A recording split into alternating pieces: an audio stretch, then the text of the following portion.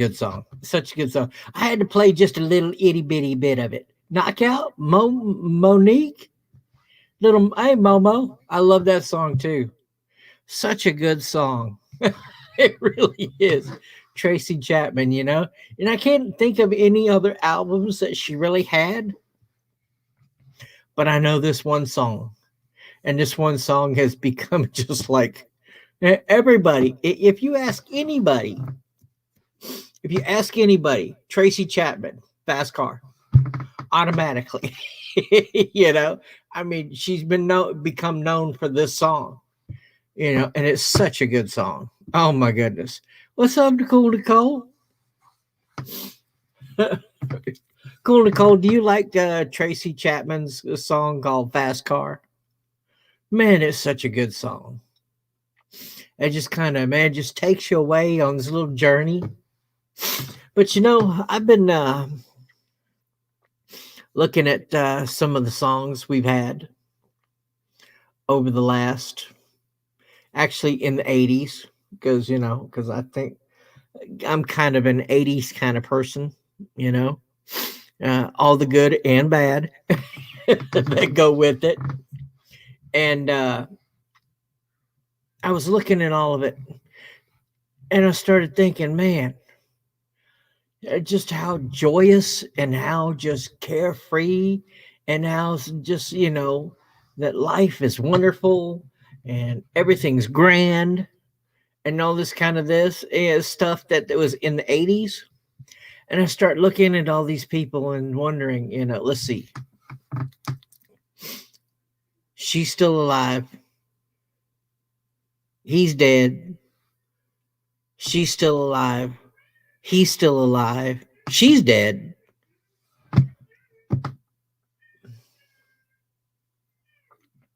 Yeah. My Sharona, the Knack, and some Bee Gees, yeah. And some ZZ Top, yeah. All good stuff. I mean, all just great songs. Sounds like I'm getting a cold. No, I don't think it's a cold. I think it's more like allergies. We were in let's see, what do they call it here? An air quality alert is what we're under. And so it means basically that we're in some kind of ozone layer kind of thing. And so where the air is definitely not its normal quality of yuck to where it's super yuck now. Oh, I don't even know if she's paying us any attention. Yeah, it's just the allergies. So, Knockout, how are you doing? I haven't seen you in a long time. And Momo, oh, you're in a heat warning. Let me tell you something. I had to go out today. I actually had to go get groceries. Oh my God. Can you believe it? I actually had to go pick my own groceries up from, are you ready for this? Wally World. Oh my goodness. Hold on, Momo. Momo, hold on. Hold on. It was 102 here. No, 101. Excuse me. The previous day it was 102. You're telling me where you were at, it was 110 degrees. Because it was, let me tell you something, it was 101 today. And it took me about almost a quarter mile for the AC to start kicking in today. And man, I was dying until he got here. Oh, you got the Arizona weather. Well, we got the normal Texas hotter than a mother weather that it always is. But it's just not that hot. Well, maybe because I have seen it where it's been like this. But hotter than a mother is what it's been. Hotter than a mother. Texas weather that sometimes it is, Oh, when it's over 100, we can it the Arizona weather. Well, and now hold on. Now you're in Cali. Cali don't get 110 in June. Knockout. Knockout. You're in a cold snap. Okay. You're in a cold snap. How cold is it? Texas is a Sun Belt state. Yeah, I think it is. I'm 60 years old, so the 60s and 70s classic rock is my favorite music. Sandy, you ain't that old. I believe I've heard you talk, and you don't sound that old. My sister from another mister.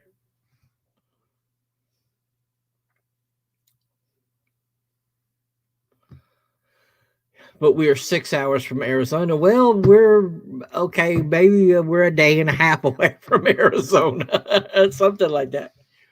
Knockout, are you serious?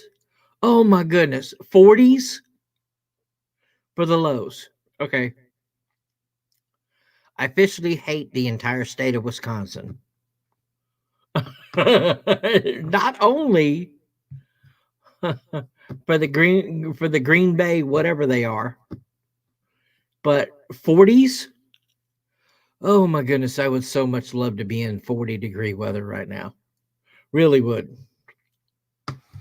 Now it was 101 today.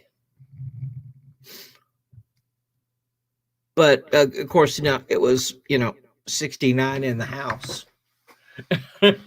Because that's the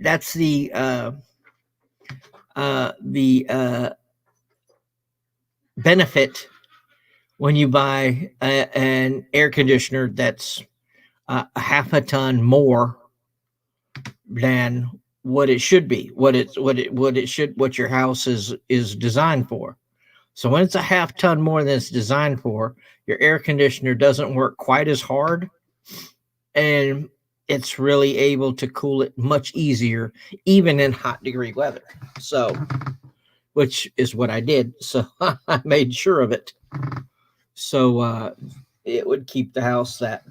I mean, I could have a big gaping hole in the side of the side of a wall, and it would still keep it like nice and cool in here.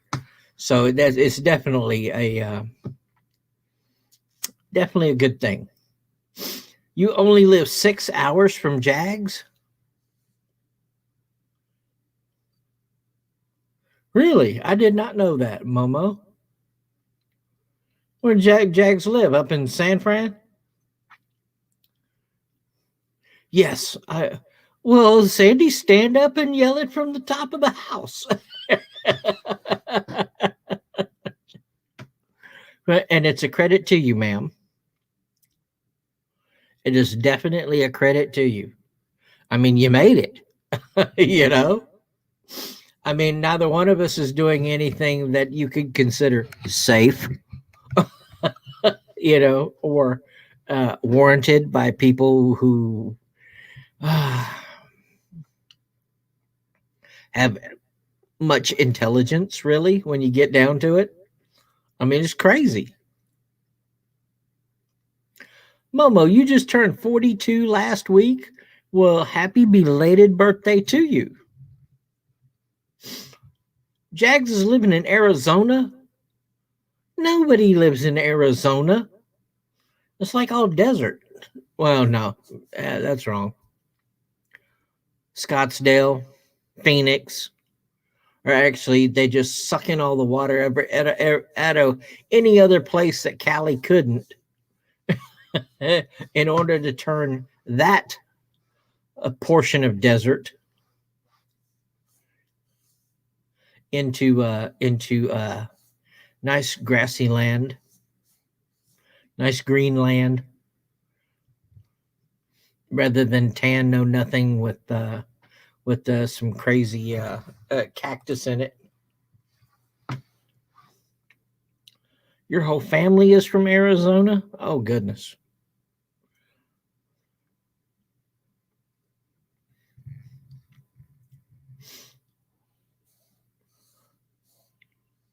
Big Nate.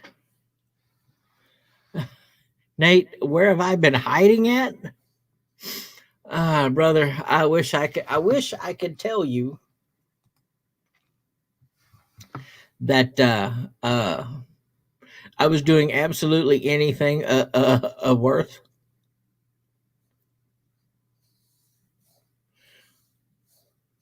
But it's just been a lot of work, an incredible amount of work.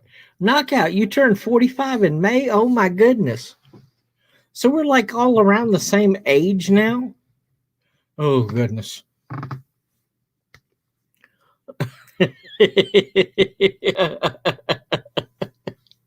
Yeah, well, Sandy, goodness. I always, Sandy, I always feel a special bond to you because of the selected businesses that we were in, that I'm still in. But I've always felt a kind of a unique bond with you, kind of a brother and sister at arms kind of deal. And hey, you made it. You got through it and you survived. So hats off to you. Just like another individual that and maybe some people here might know, my brother Voodoo, you know, definitely an American hero. And Sandy, I would put you in that same category, a hero. Voodoo was, yes. Voodoo was, yes. Braden. Well, Braden, it ain't been that long, but I want to go back here just 1 second here to YouTube Watcher. You want to go to Skinwalker Ranch, but you heard the government bought the land, so there's no visitor allowed.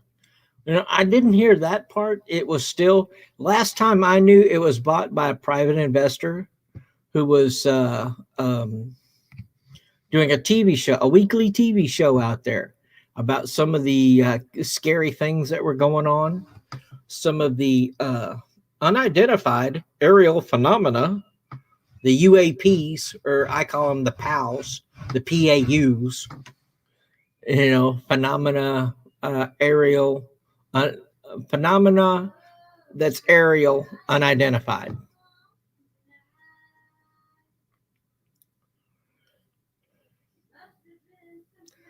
Been looking at some theory videos and abandoned places and whatnot. Been really interested in that type of stuff in recent weeks.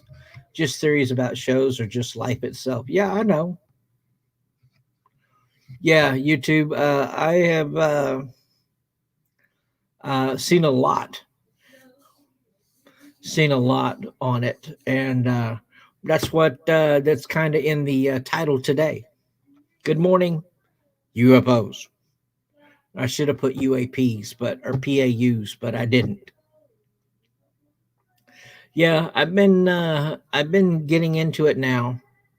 Skinwalker Ranch is a place where some of the most strange and amazing things are happening. And it's a place where you're seeing, I'm just calling what everybody else does, UFOs, cryptids, cattle mutilations, strange magnetic readings, and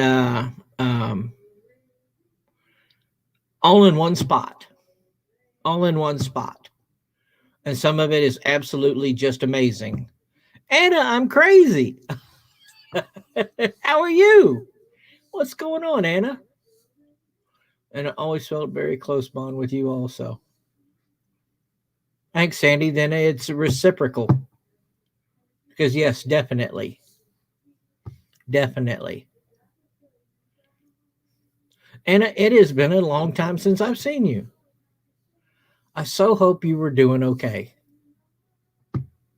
I miss not seeing you around. Really miss not seeing you around. I wish you'd come around more. You probably would return with, well, I wish you'd stream more. And I'm telling you, I love to stream. I do. I just love to stream. But unfortunately, let me tell you what's been going on. What has been going on is I've been a night hawk. You've been really sick, really. What was it? It was it a medical illness? Not medical. Duh. Of course it is. um, has it been an illness? Okay, an illness other than COVID, or was it actually COVID? Because that stuff can, man, that stuff can really, it can mess you up. Me too, Braden. I wish all the best for everyone. Everyone on YouTube, even those that are whacked out and weird and strange and all kinds of stuff. Oh, your knee and your back. Welcome to the family. That's been me also. My knees have been killing me lately. I'm serious. I mean, my knees and my back have been killing me so badly that sometimes it's just hard to even get out of bed.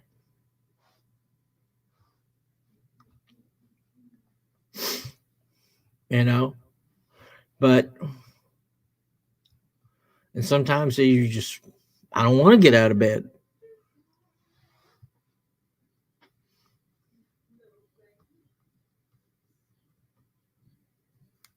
Well, Braden, you can get that same effect from a little powder. And no, I'm not talking about cocaine. Definitely not talking about that. But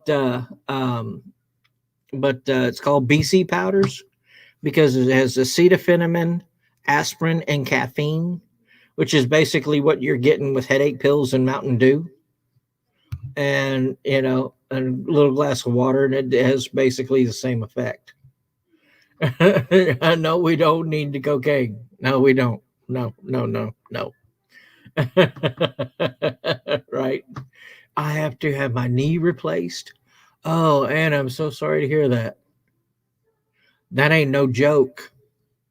I'm telling you. I mean, when I got my right knee injured. Oh, really? You had shoulder surgery to repair your bicep? Really? I did not know that. Now, Mama, why are you having a meeting with an employee over 7 minutes of overtime? Isn't that just a little bit, picky? 7 minutes? Yeah, Momo, that's also what's in my doll. Oh, Sandy, you received your 2 COVID vaccines. I'm not doing it. It could make you impotent, or you could start growing a horn out your forehead. Any number of things. I'm just waiting. I'm just waiting. But I've known a lot of people who have had it. But like I've said before, I always thought I was almost positive that I had it in 2019. And so I've never gotten it, and I should have. But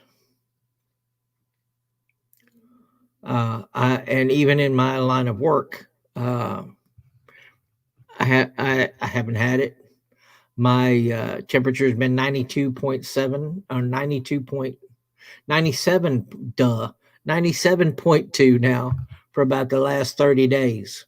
So I'm just not getting it. And that's knock on wood. Or maybe I should knock on my forehead, one or the other. And it's a good thing. Hey, Bella, you had your second shot yesterday and have been running 102. Oh, my goodness. Oh, man. I hope you get over it soon. You will. You will. They say that's what happens when you get the second shot. Then you get the fake fever and all of the fake stuff, and then it just goes away, and then you're happy-go-lucky. And then I've heard some people say they got so sick they threw up, and I've heard other people who said they've had absolutely no side effect whatsoever from it. So I guess it just, it depends. It depends on all the chemical balance and everything else that you have. And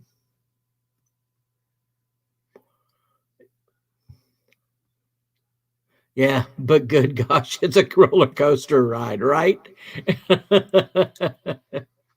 Sandy, did you have any side effects when you got your second shot? Because I hear that's when it hits. If it's going to hit you, that's when it's going to happen. When you get that second shot, when you get the second shot. What's up, coaches? By the way, ladies and gentlemen, Clayton, howdy.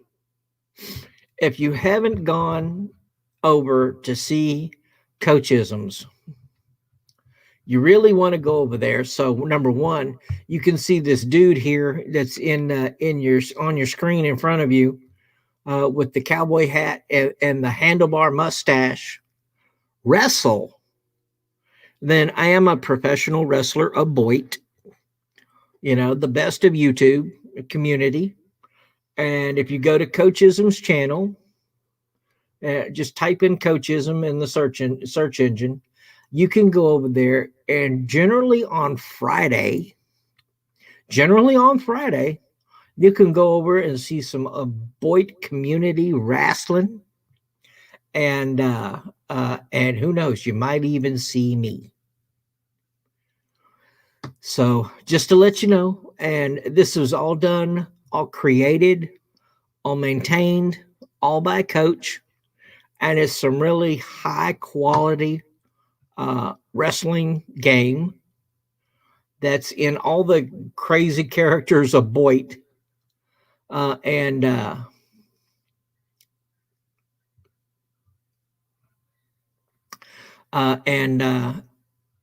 Clayton, hang on. And so you definitely want to get over there and check it out. Hey, let's see here.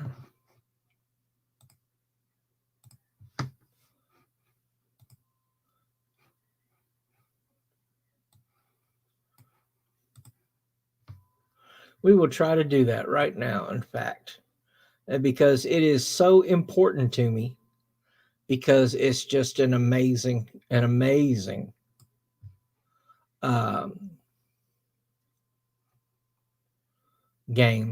an amazing thing that Coach did. And you guys should all check it out.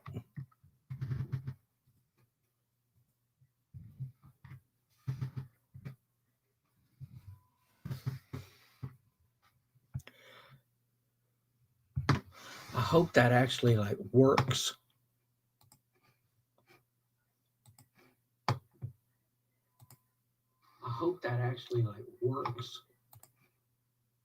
Yeah, there we go. It did work. Okay, Knockout, take care. It's good to see you again, Knockout. Come back, hang around.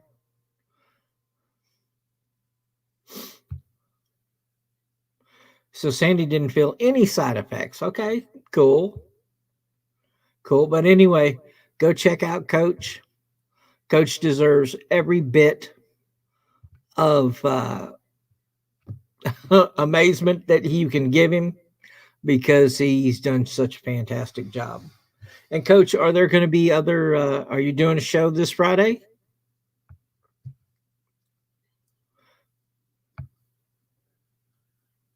You haven't gotten any of the COVID shots yet. Yeah, neither have I.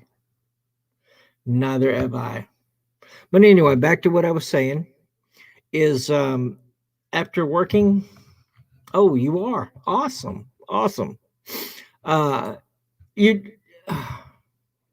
Okay, Coach, you did notice back here in the Royal Rumble that you did last week that I was in there for pretty much I think I was the third or fourth entry in the Royal Rumble, and I went all the way to 14 before I got thrown over the top rope. So yeah, so I'm actually, for some way, somehow, I seem to be getting better, and I don't know what that is. I don't know. I have no idea what. I have no idea, but I am definitely started. Yeah, I did pretty good. I did pretty good. Now, not as well as who was it? The other guy that did. Oh man, he was in there for like 20 entries into the Royal Rumble. Uh-oh. Uh-oh. There's LaDonna. See, LaDonna, you didn't think I was going to go on, but I did. I did. I started thinking about that, and I was like, man, I told her I was going to go on. It's like, it's late, but oh well, what the heck. I wasn't quite sure you'd be in. You would come in, but at least then I could say, hey, LaDonna, tried to meet you at Whataburger, and you didn't show. But actually, you showed up. But anyway, after working at nights for the last, 20 years, I'd say. Yeah, probably 20 years. Uh, I was informed that I need to go to work days. And after much thought and and trying to decide what was best, I went with it. Well, okay, I guess it's time to become a day walker. And I started working days only 2 weeks ago. And I got to tell you, I don't know how y'all do it. I really don't. I do not know how you do it. Like working the days. Number one, it's noisy. Number two, there's tons of people. Okay. I'm talking tons of people out during the days. Number three, you have to deal with 102 degrees. Normally, I'd be sleeping and I'd miss the whole thing. So I wouldn't even care what temperature it was outside because I didn't have to deal with it. Neither does anybody who works nights. We don't have to deal with this stuff, okay? And then trying to get over the fact that between the hours of 10 a.m. and pretty much 3 p.m., about 5 hours there, you call is the attack of the sleepies, is I think what I call it. The attack of the sleepies. Oh my goodness. I'm telling you. You talking about getting the nods? I mean, of course, what I'm doing now right at the moment is pretty boring, paperwork. It's kind of boring.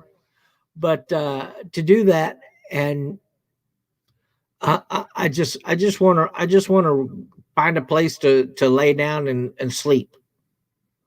So having to deal with that for the last 2 weeks has pretty much put me just out on the limb, especially for doing a stream.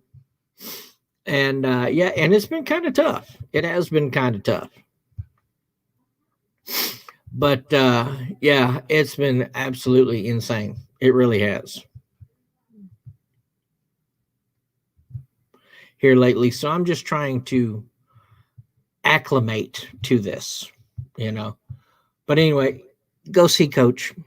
Go see Coach. An evening, Friday evening, 7 Central Standard Time, 9 o'clock Pacific, or 9 o'clock Eastern Time, 7 o'clock Standard Time, and like 5 o'clock Pacific.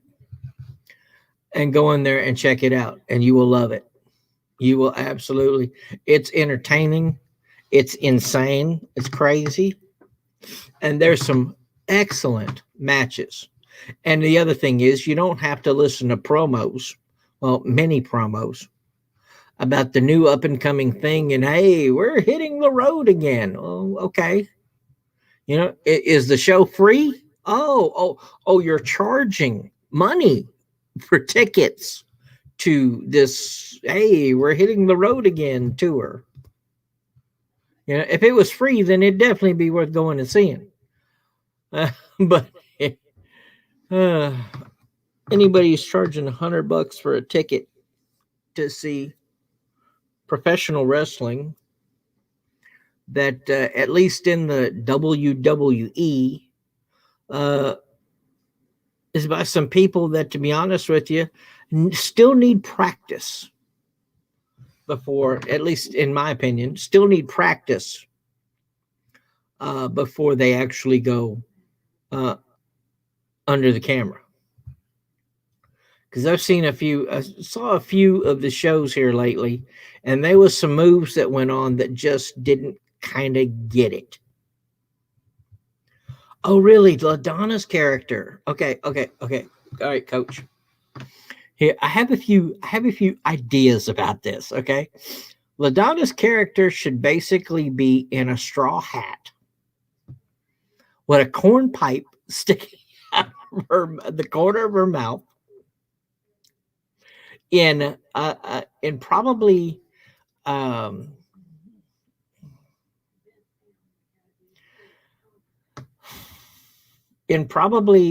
regular leather attire with cowboy boots and a big belt buckle. Something like that.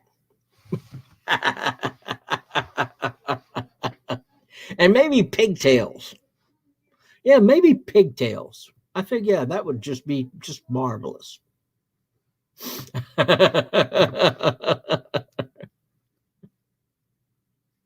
But it's fantastic to see you guys. Really is. Really fantastic to see you guys. So let's get into the paranormal here. Okay, this paranormal stuff. Oh, you were thinking Mary Ann. Yeah. Kind of along that line. Yeah, good move, Coach. Yeah. That works. That definitely works. I could see LaDonna like that. Yeah.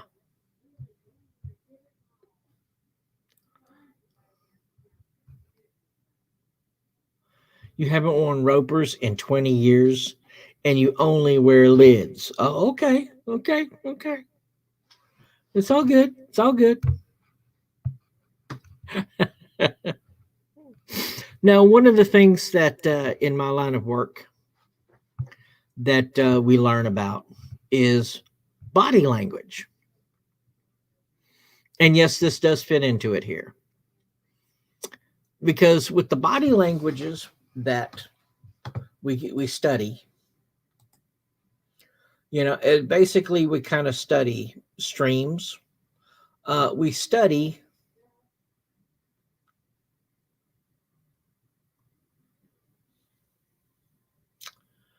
where is it at? I'm looking for it now.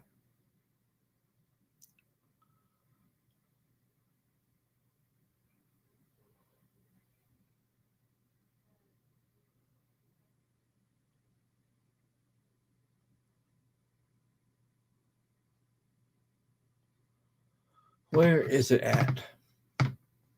Just go ahead and talk among yourself here just for a second here. I'm trying to find it.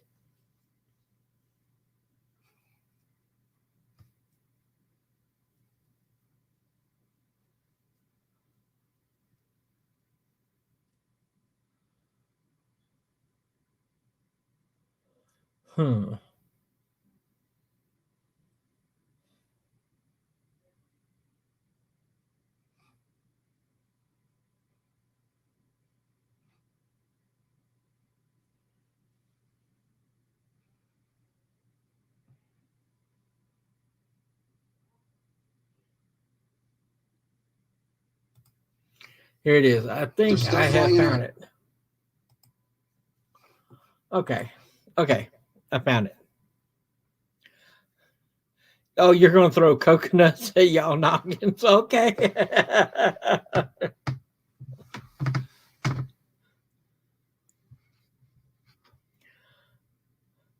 Clayton, don't worry about it. You're not going to have to hide behind the trash can lid or anything like that. LaDonna, she's got terrible aim. She has terrible aim. So let's go ahead. Let's take a look at this. Okay. I think you're going to like this. I think you're really going to like this, actually. So we'll go ahead here. Boom. We'll just kind of look around. We'll just kind of check around a little bit. And kind of take a look and see what we can see with this. People are saying they're seeing UFOs. It makes it increasingly less likely that we're alone. Objects in the skies that we don't know exactly what they are. We don't have good explanations for some of the things that we've seen. There are a lot of people that are going to examine your facial expressions here, every twitch. Maybe it has a very simple answer. Maybe it doesn't.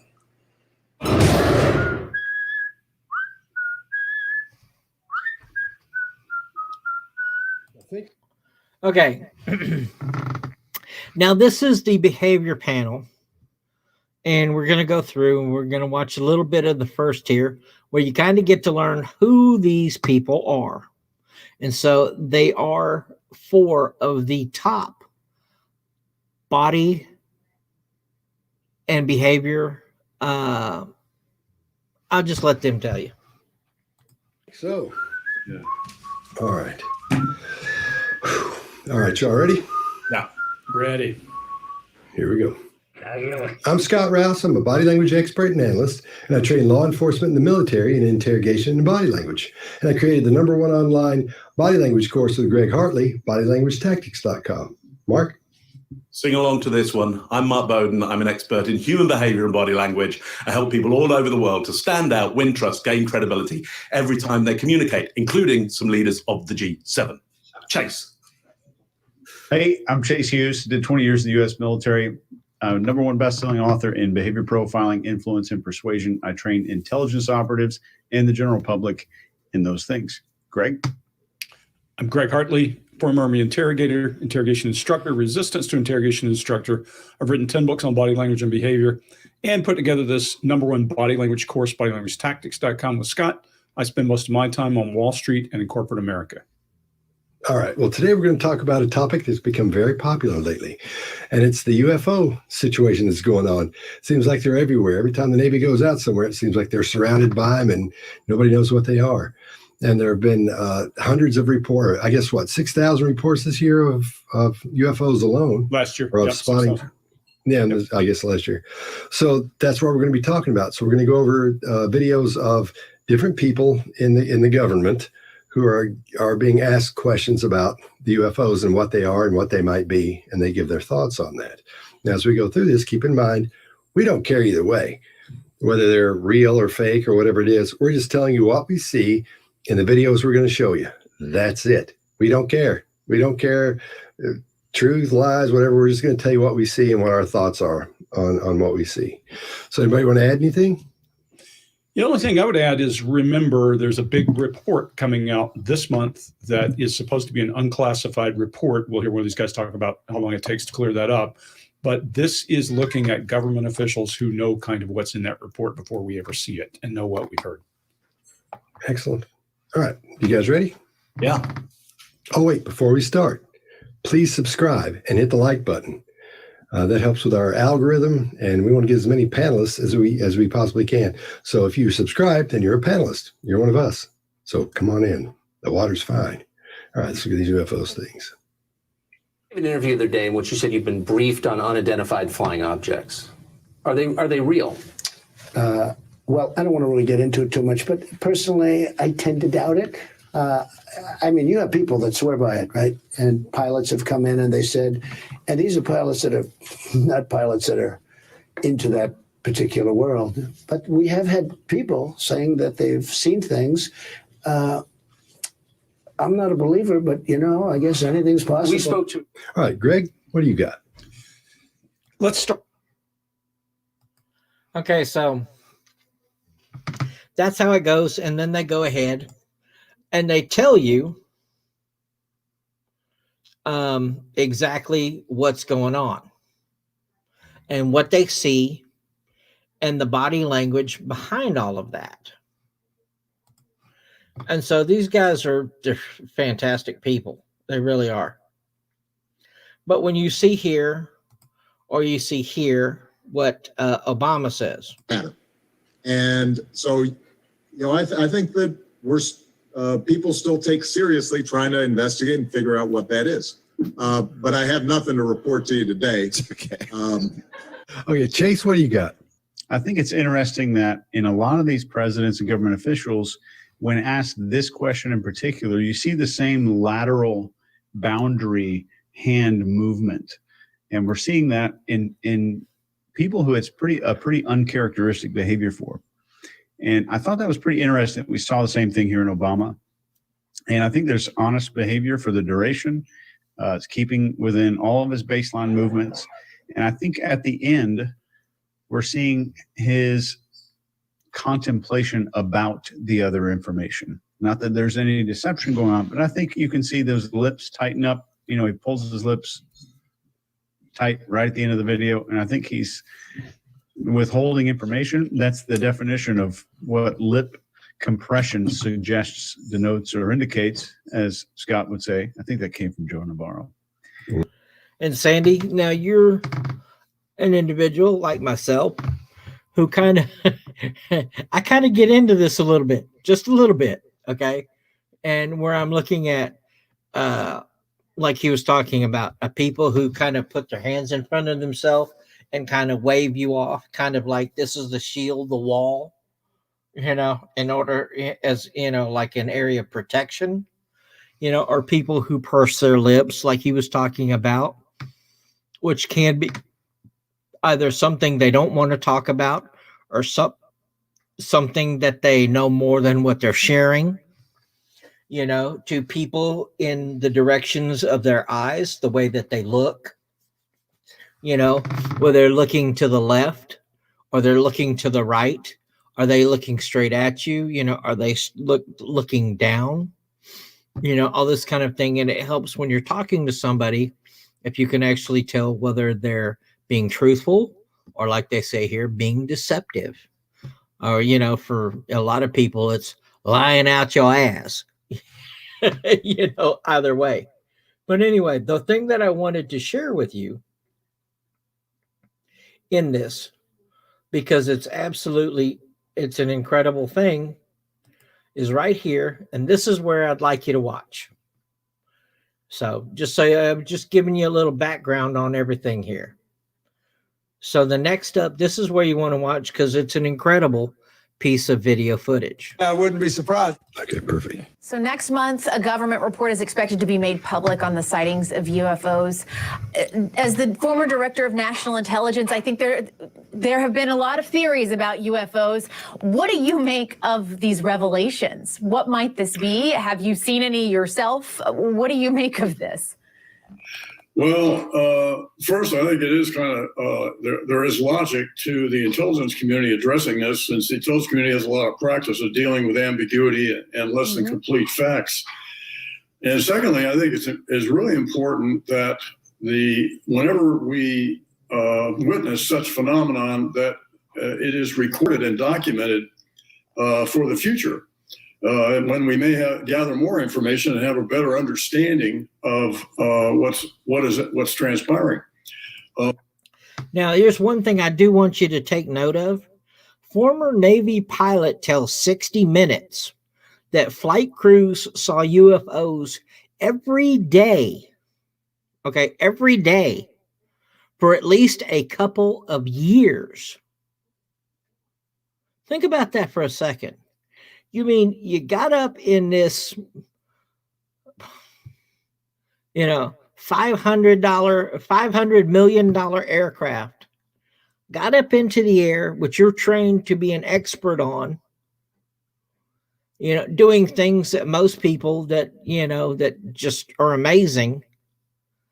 And you've seen a UFO every day for at least a couple of years. So you're telling me you got up into the air every day for 700 days and saw a UFO for 700 days straight. That's kind of wow.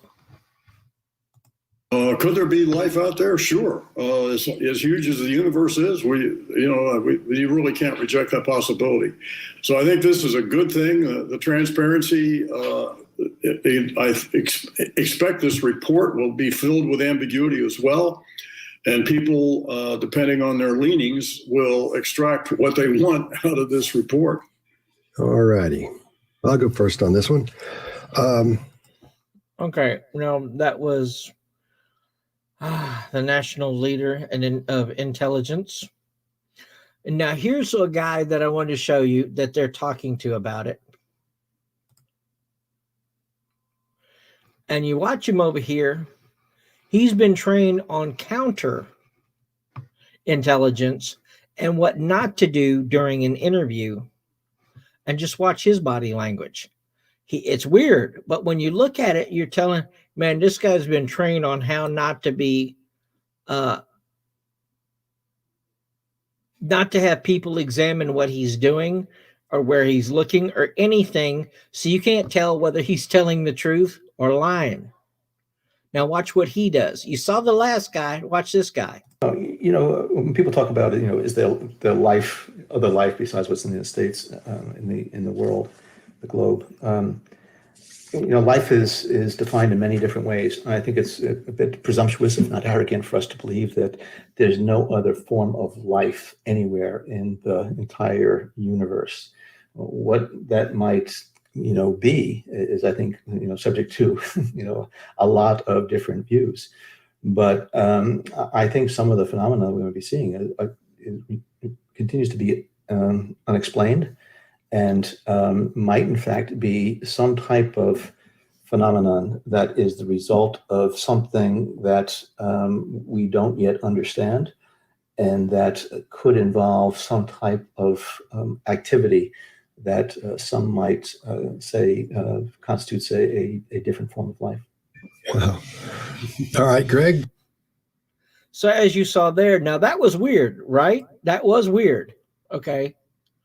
But the way that he hides his face and everything, it's just so that way you can't read stress lines. You can't really look at his eyes to find out where he's looking at. I mean, nothing. It's pretty weird. Here we go. Here we go. Here's where you're going to see some crazy stuff. Have been made public. Some of those have been declassified. When we talk about sightings, we're talking about objects that have been seen by Navy or Air Force pilots or have been picked up by satellite imagery that frankly engage in actions that are difficult to explain, that movements that are hard to replicate, that we don't have the technology for, or traveling at speeds that exceed the sound barrier without a sonic boom. So in short, things that we are observing that are difficult to explain. And so, there's actually quite a few of those. And I think that information is being gathered and will be put out in a way that the American people can see. We always, when we see these things, Maria, we always look for a plausible explanation. Weather can cause disturbances, visual disturbances. Sometimes we wonder whether or not our adversaries have technologies that are a little bit further down the road than we thought or that we realized. But there are instances where we don't have good explanations for some of the things that we've seen.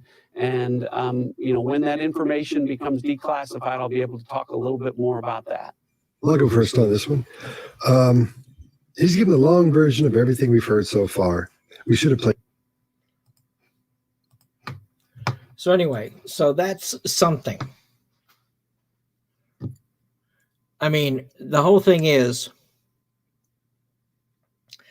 that there is a study coming out from the government this month that is a total, what they call a disclosure of all information known by the government about UFOs. And that is being released this month. But from what I have heard about this is that it will be so full of fluff that it will take somebody with a serious case of OCD to go through and to read out all of the meat of this report to or somebody who's got a serious need for attention to detail to be able to go through all of this in order to actually pull out, I guess, things are in this report or actual determinations in this report. But as like anything, the government's never going to give you full disclosure on anything because it's a threat to national security. Or at least it could be a threat to national security. But, or what they determine. Now, who determines it and how they determine what could be a threat? That's anybody's ball game. But that is coming out sometime this month. And so when it comes out, we will definitely at least take a look at it. We will take a look at it. But yes, there are things that are going 2 and 3 times the speed that we're capable of. There are things that are going out there that you're seeing that are literally, hey, what's going on? Gersmont, good to see you. But there are things going on out there that, yeah, we just can't describe. There are things going on. There are seeing things out there that are defying the laws of physics as we know it. And they're just trying to figure out what to do, how to describe what they've seen. And also, there are things that are going on that you've seen that are actual shots from a camera about things that the pilots are going, I can't believe he did that. He just shifted 180 degrees axis, and we don't have anything that can do that.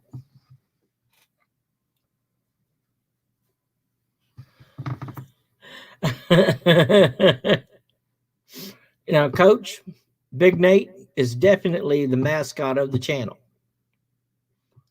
He's definitely the mask. Now, you've got Alpo, who's pretty much running around in a wolf costume.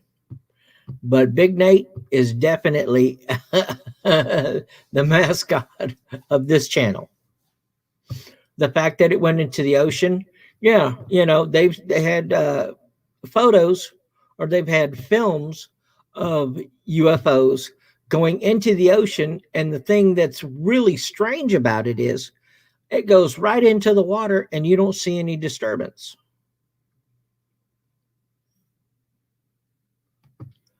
So when it goes and it violates the water's physical properties, normally you'll see a splash, you'll see ripples.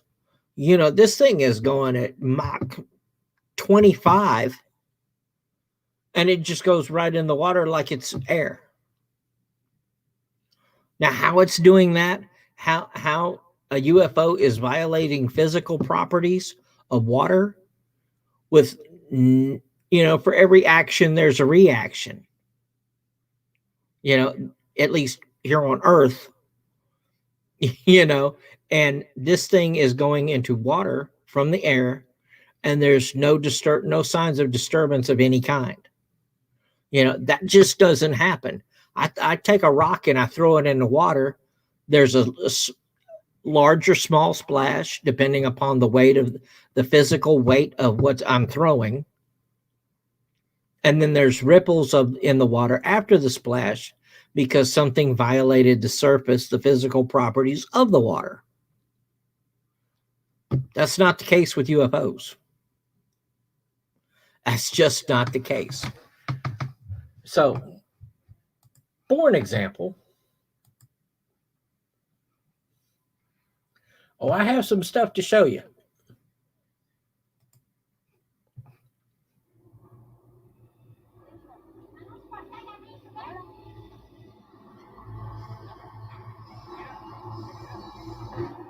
Now let's go.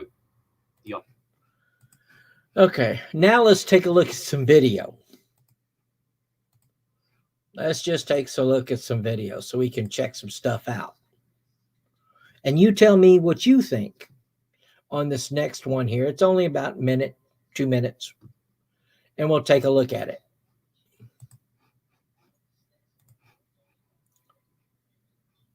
The object stood out in stark relief against the bright backdrop of the moon.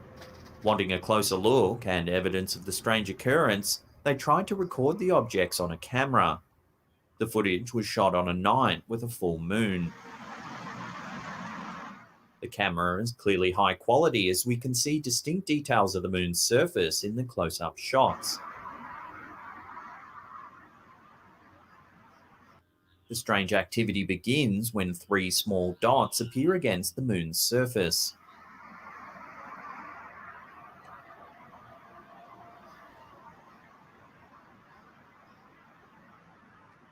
They fly in a distinct formation and appear round in shape.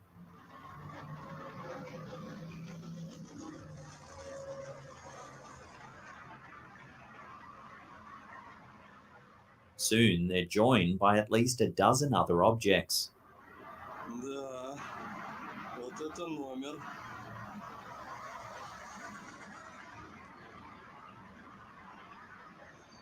Это что за херня?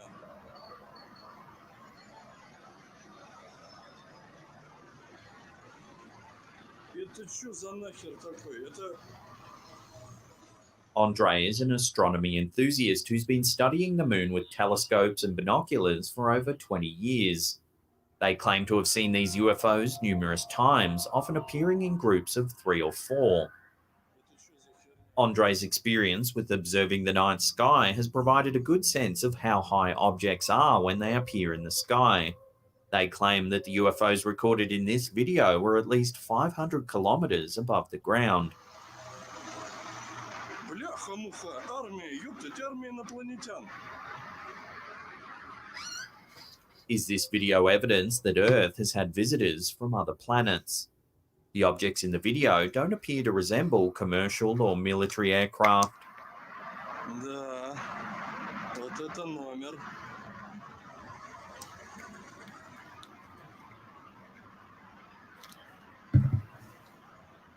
Many believe that this video provides evidence that the flying saucers aliens always seem to fly in movies might in fact be real. So are we alone in the universe? Watch this video again and judge for yourself. Бляха-муха, армия.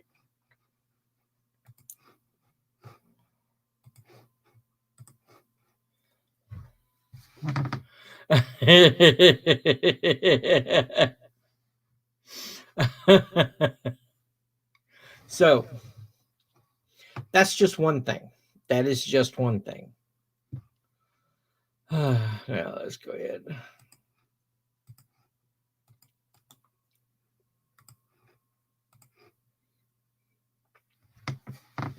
It's very possible. But okay, now here's the question, Clayton. You think something pissed those aliens off? What? That's my question. What could make those aliens mad? Think about it. You know, if the book called Blue Planet Project says there's over, at that time, was 23 different species of alien. And anybody who wants one, all you got to do is go down to the About page, hit the email link, and send me an email stating you'd like to see the digital copy of Blue Planet Project, and I'll send it to you. It don't take but about 30 seconds to do it.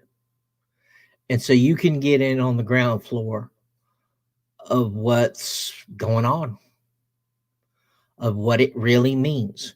Because when this project is when this disclosure is released, that's when you're going to go, okay, this is what they thought then, and this is what they're saying now, and will allow you to judge for yourself, because it's all in and it's all about yourself.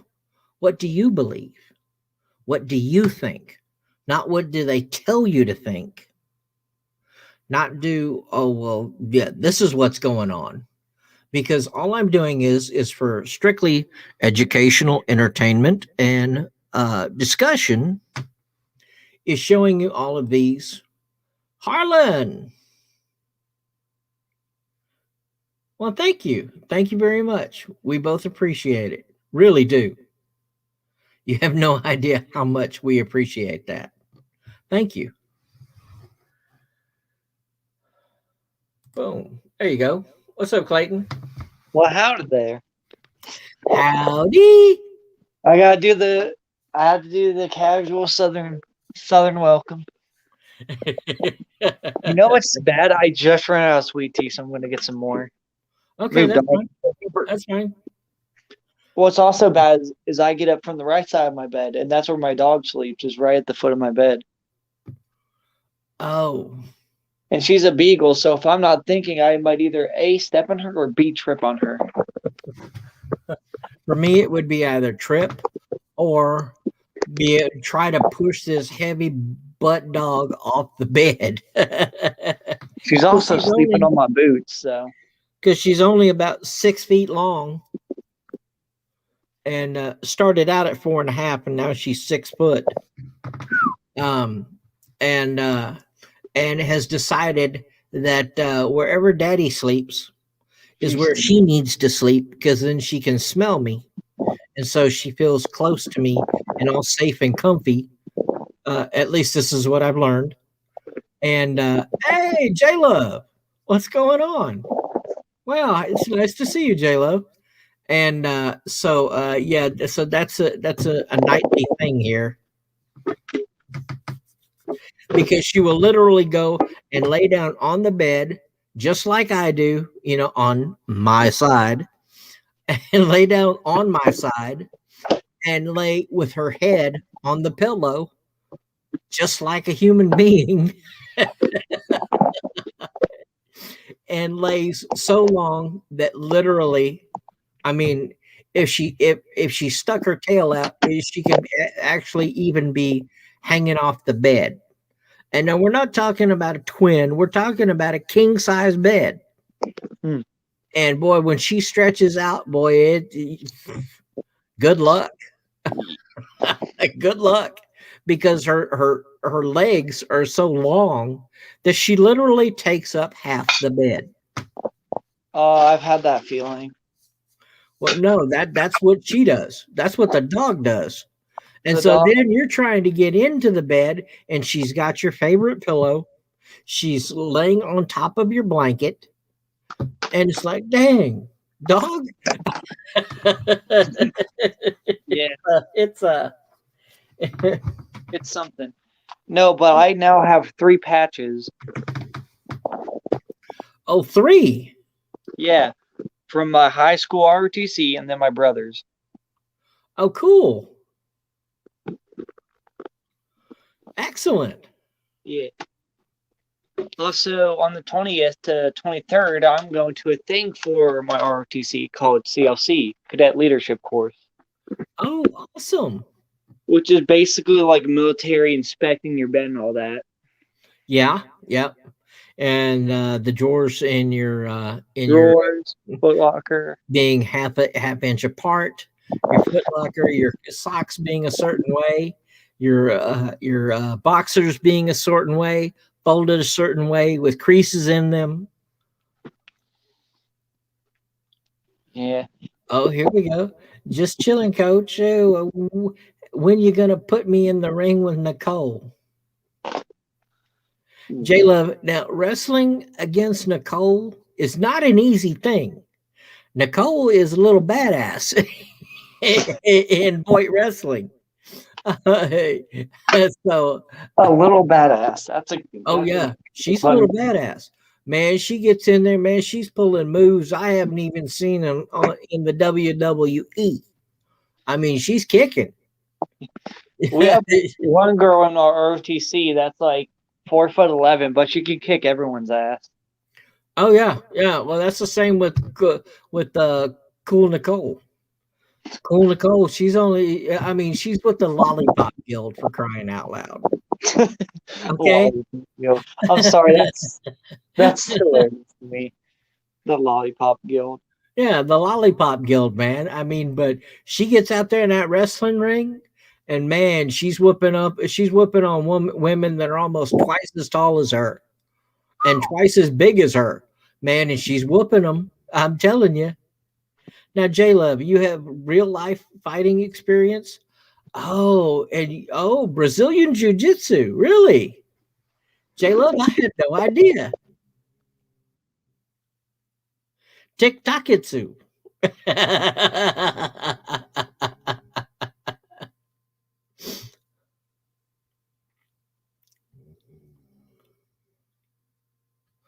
Well, hang on here. Coach, are you? Let's see here. Yeah, Coach is mod. Well, Coach, you can put in your link. You can put in whatever you want, brother. You just go for it. You know, I don't have any qualms about anything that you want to do in here in the chat. So you just go ahead, brother. Oh, that's okay, man. My phone farted itself. No, but I found out I can be in a chokehold for over 3 minutes. Really? Yeah. I found it out in a not so good way, but was it during training? No, it was so our bus, because the high school and middle school is together. Yeah. So middle school and high schoolers are on the same bus. Okay. Well, a sixth grader decided to piss off a senior. Okay. And I was basically in the middle of it, trying to stop it. Oh, wow. So the senior got pissed and decided, hey, how about I try to just make this boy pass out? And I was there for 3 minutes, just like, what's going on?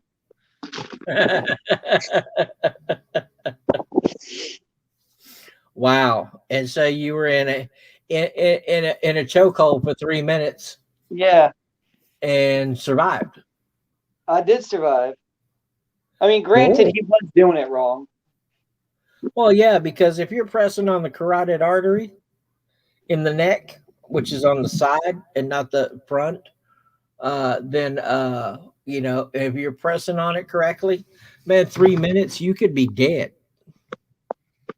I mean, you'd pass out after about 60 seconds, and then 2 minutes with no blood going to your brain. Yeah, you'd be, yeah, that wouldn't be a good thing. Some people could die, you know, most won't, you know, but when you're getting, you know, but that's kind of long for your brain to be without blood, because the blood brings oxygen to your brain. You know, so J-Love probably knows. You know, so since she's you're fast and scrappy. For some reason, J-Love, I believe that. I already forgot where I put my sweet tea. I'm now a bit sad. Well, yeah, you're talking sweet tea, man. I mean, that's like the national drink of Texas. Here's the thing, though. I can make a whole batch. Then in like 3 mason jars, it's gone. Like, not those small ones, like those 3-cup wide mouth ones. Well, that's what BG drinks. She just drinks sweet tea. And I can buy a gallon of it, and I guarantee you within 2 days, it's gone. Oh, in this house, it won't last an hour. Same with milk. With me and milk. Now, me and chocolate milk? Oh, you betcha. Oh, yes. Oh, chocolate milk. Oh, I'm a chocolate milk hoe. I will fight you for chocolate milk. Exactly. Yeah. I don't care if you're like 350, 6'5". I am fighting your ass for chocolate milk. Right? Me too. I mean, it's live or die for chocolate milk.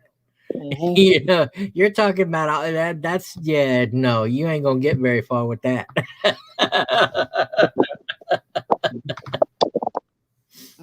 So, Coach, what's your favorite drink? If you had a glass of something, what would it be? And J-Love, what would it be? Your favorite drink? Non-alcoholic, of course.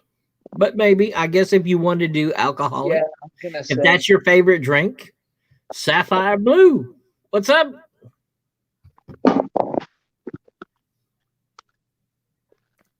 Because I would say for me, yeah, if it's anything other than I guess because I drink so much of it, water. Water. It would have to be chocolate milk. At CLC, that's all we're gonna have to drink is water. I'm like, no. Give us something at least that has a taste. Well, Sapphire Blue, we were talking about UFOs for just a moment. The next thing we were going to talk about with that, because I've got some more videos, so it's cool. Big Nate, sweet tea, but non-alcohol. Non-alcoholic. Yeah, right? Sweet tea. See, there you go. See, Big Nate is an adopted Texan. I mean, I'm in South Carolina, the home of the potholes, so. We just fixed one of our main roads, and there's already a new pothole in it. I'm like, how? And not to brag, but I had 5 women jump me and came out with not a scratch. Also fought off 2 guys with knives with a beer bottle in the hand. Oh, no. J-Love, did you say Philadelphia? I feel like if we gave J-Love a sandal, she would beat our ass if we messed up. Like a little angry Mexican woman.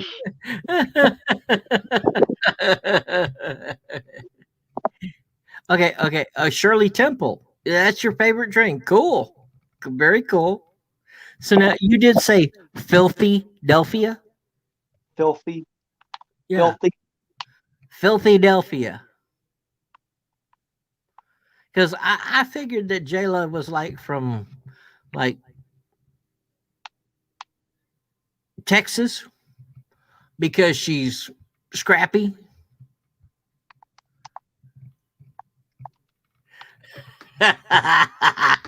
Coach says she can beat both of you and still boo Santa. Right? It's like, I don't want nothing to do with J-Lo. J-Lo hurt my ego. She make my ego about 2'7". But that is cool. That's a good thing to get into. A martial art in order to protect and defend yourself. And not for offense, for defense. Because we don't want to go out and actually hurt anybody. Born and raised Philadelphia. Shut up, Duke. Shut up. Okay, so J-Lo, so you're telling me you're a Philadelphia Beagle fan?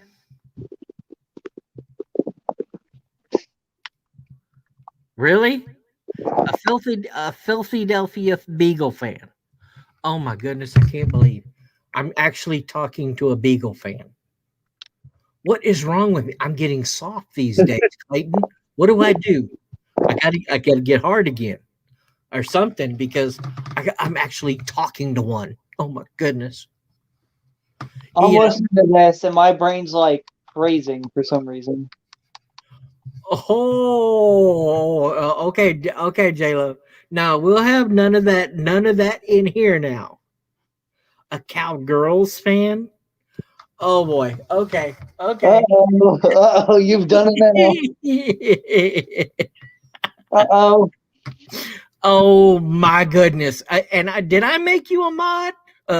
Wrong.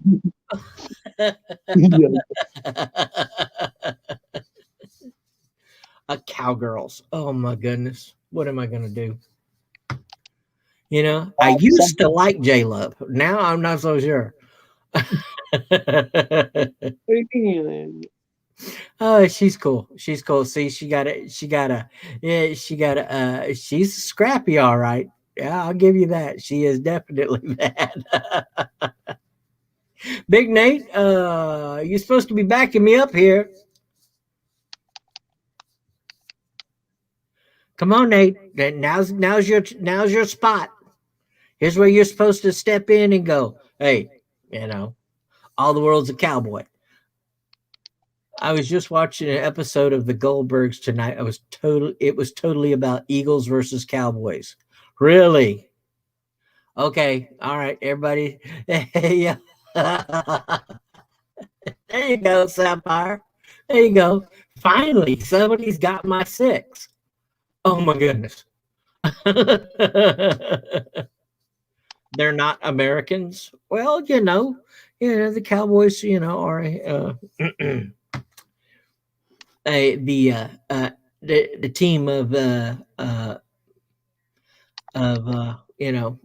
man upstairs, so that would encompass all of the world. So I can see that. Yeah, I can definitely see that. The Cowboys are not just an American team. The Cowboys are the world's team. How was that? That sound pretty good? What do you think? What do you mean? Come on, Clayton. I said yeah. Oh, okay. Oh, they're not America's team. Then why do they call them that? I mean, it was not, unlike some people on YouTube, it was not my idea. Okay. It would just became that. Okay. Just saying. Put a little JS on the end of that. Just saying. I know, right? No, I just have to give J-Love a bunch of crap. If she's scrappy, she can hang, as you have seen.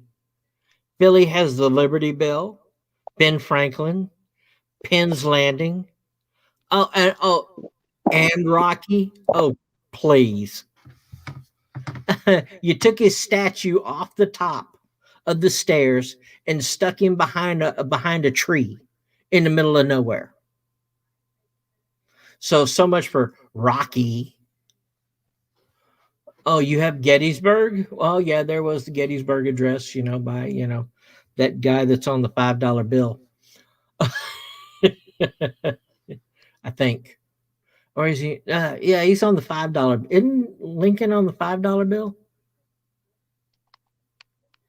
Well, I don't know. Money is so outdated these days. If it's not plastic, it's not fantastic. Anyway, so that was one video there. And now let me see here. Let me find another video for you.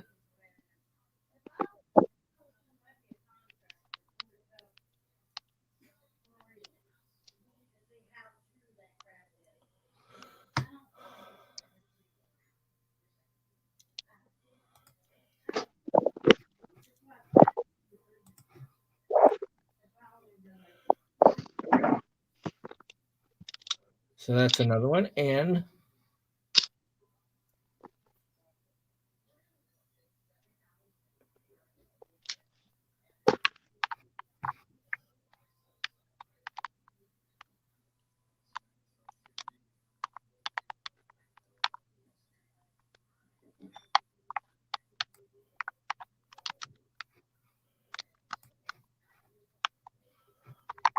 God, I don't even know what the hell that was. That was one I still have not figured out. I go through a lot of these and I look at a lot of these videos that are on YouTube and it's kind of like, okay, cool. Okay, cool. And some of them I can just look at just all on my own and go, okay, that's a two-sided mirror. Okay, that's string. on all that kind of stuff. But there's some, the ones that I show you are pretty much like, how in the heck did they do that? And so and that's when it goes into, that's a little different. That's not something I can say, yeah, that's fake. That's something I'm going to have to get you guys opinions on here, because it's a trip.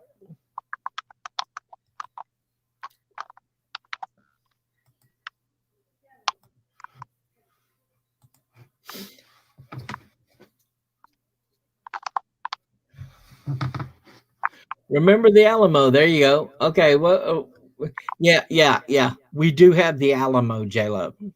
Why would the NFL make the Cowgirls America's team when Philly has so much actual history? Yeah, because we have the Alamo. And any place that John Wayne makes a movie becomes national treasure automatically.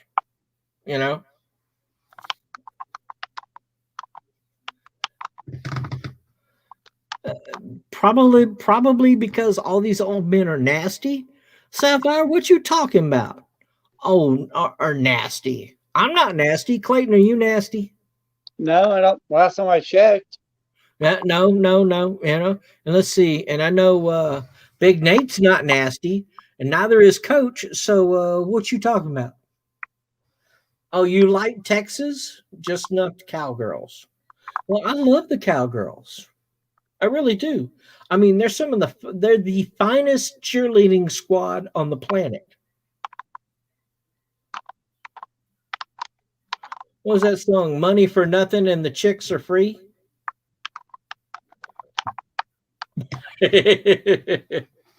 Okay, so now here we go. We got another one for you here. And this one's kind of strange, but it's pretty amazing. Pretty amazing.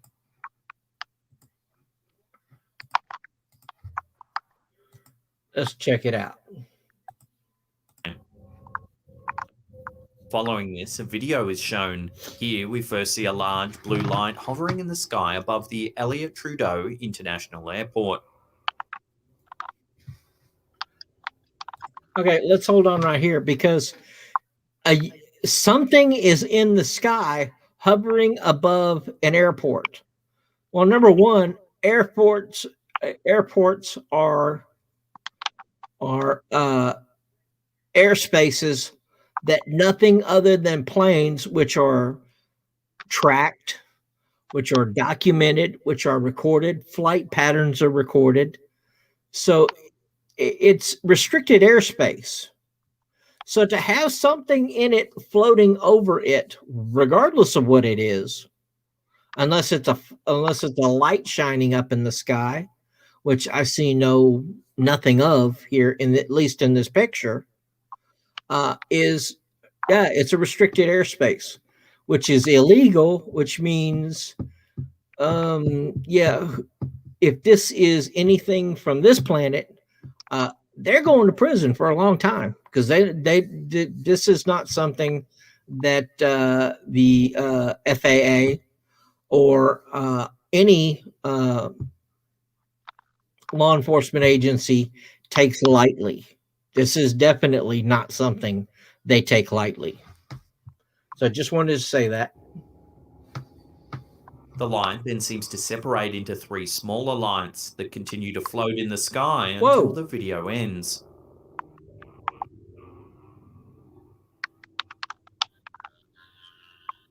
One report claims that the airport was shut down due to these unidentified lights. Allegedly, that's why you can see the emergency vehicles parked out front of the building. However, there are no other articles corroborating these claims. Many viewers of the YouTube video were sure these lights were actually UFOs, with otherworldly beings making their presence known. In fact, many viewers believe it's only a matter of time before these potential aliens come down to Earth and interact with humans. Whether the interaction will be peaceful is still unknown.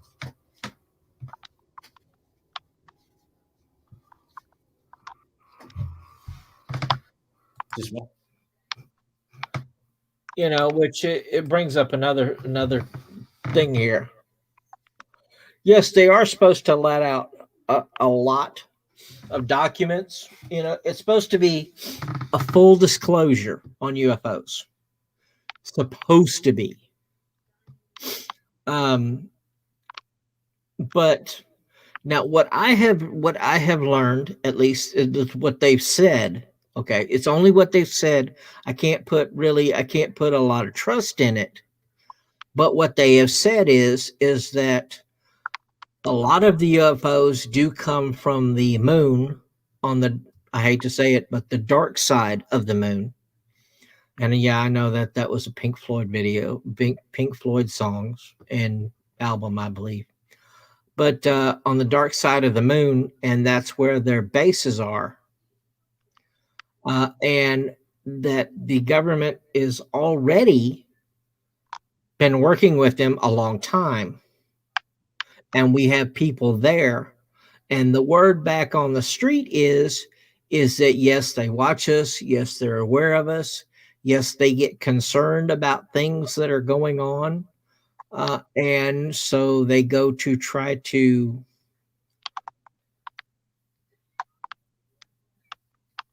basically check them out. And by their presence being there, it either keeps things from occurring or trying to determine what the hell is going on with these people on this planet.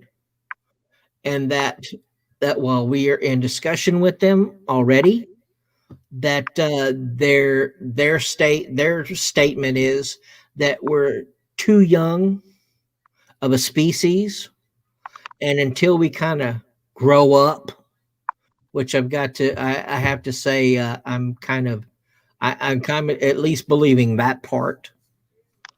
Because whenever we see something that we don't understand, what do we want to do, Clayton? We want to find out what it is. Exactly. So what do? We kill it. Mm-hmm. Could be the only one of its kind. But what is this? And so in order to determine what it is, we got to kill it. So that way we can cut it apart to find out what makes it work. Really? We don't even know what it is, but we're going to kill it and cut it apart so we can see how it's different than us. When you think about it like that, it's kind of like, what the? What?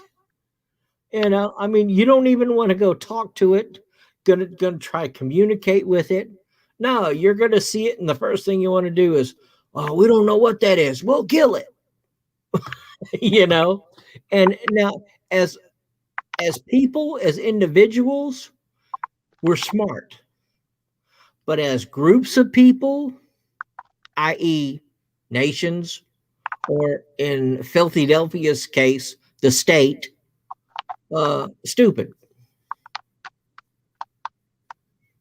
We when we give away our individuality, we go from intelligent to dumb.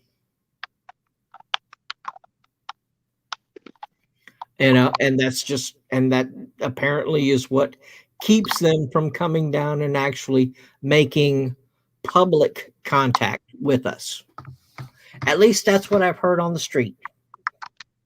Now, you can see or put into it whatever you wish.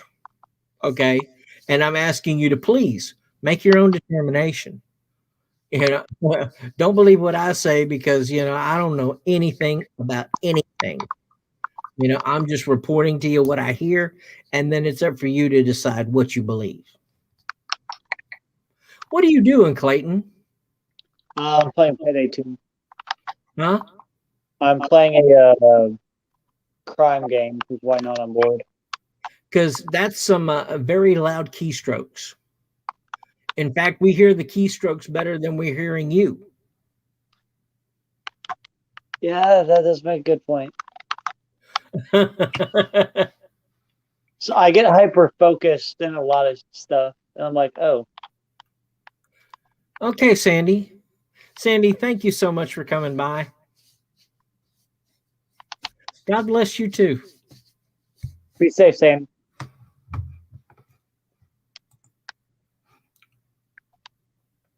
So, but there is something else I do want to discuss with you here, and it's not showing, it's talking about something that was really pretty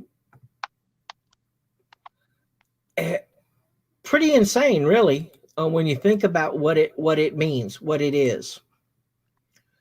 And it's basically, and this came from CNN, hundreds of mysterious FRBs, which is fast radio bursts, detected in space. And it says here, hundreds of mysterious fast radio bursts have been detected in space thanks to a Canadian telescope and an international group of researchers.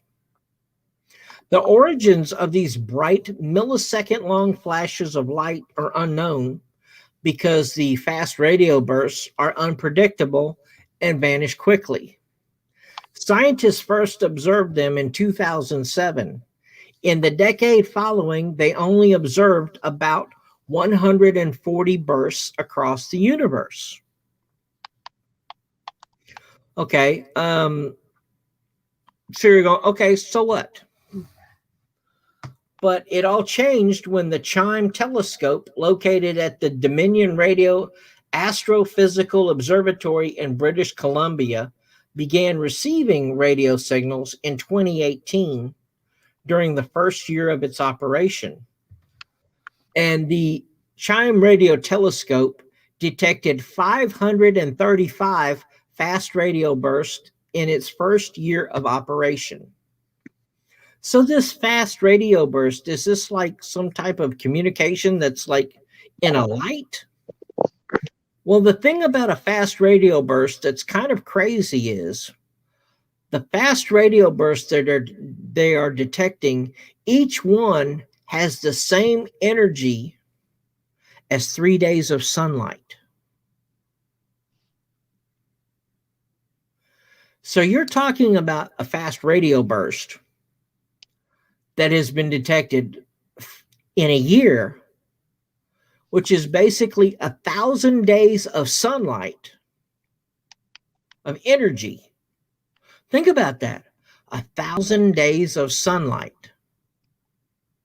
And that's how much energy is in 535 fast radio bursts. So basically, if what I'm getting is correct, if this is coming from space, now they are having a chance to trace these back to their point of origin, but the fast radio burst as a whole could be the communications that we've been looking for. And if they're able to correlate where they're coming from, then this can be a mass of information if we could ever learn to be able to disseminate what it is. I mean, when you're thinking about it, you know, like a cell phone, smartphone. A smartphone has a digital signal processor in it, which captures incoming data signals and churns through a lot of data, which is, you know, your phone, which is the internet. But a fast radio burst churns through what they have determined to be 7 terabits per second. That's a lot. 7 terabits? Okay, we're on we're on gigabytes, okay? You're talking about terabits. You're talking about terabytes. Oh my goodness. You know, so when you're looking at that and you're going, okay, let's see here. A gigabyte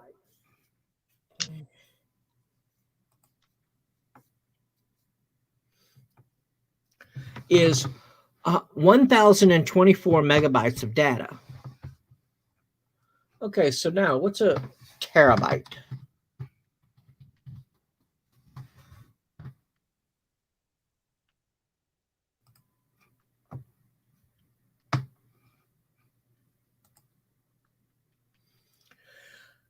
A terabyte is 1,000 gigabytes. So, so you're talking going from what we have being a gigabyte of data, which I don't even think a phone can do right now. And then you're looking at 7 terabytes a second. That's 7,000 gigabytes of information in one little beep. That's a lot of information. So we'll go here. We'll go here to this page here. So let you look at some of the pictures. We can do that, right? We can do that. Yeah.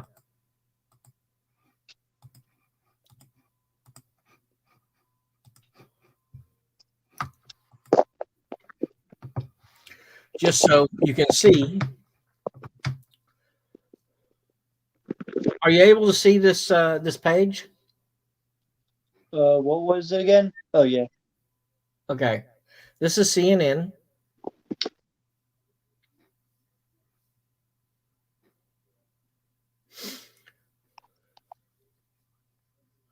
So this is the Chime Radio Telescope.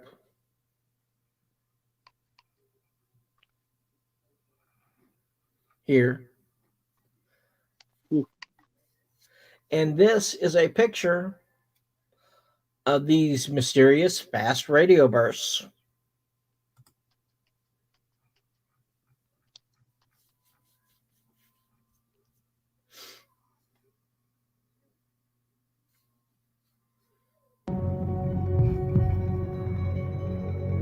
Oh, cool.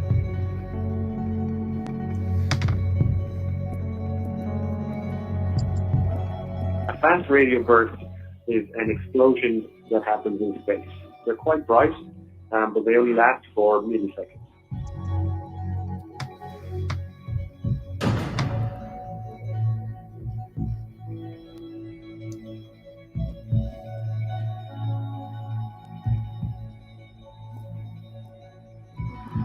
Wow.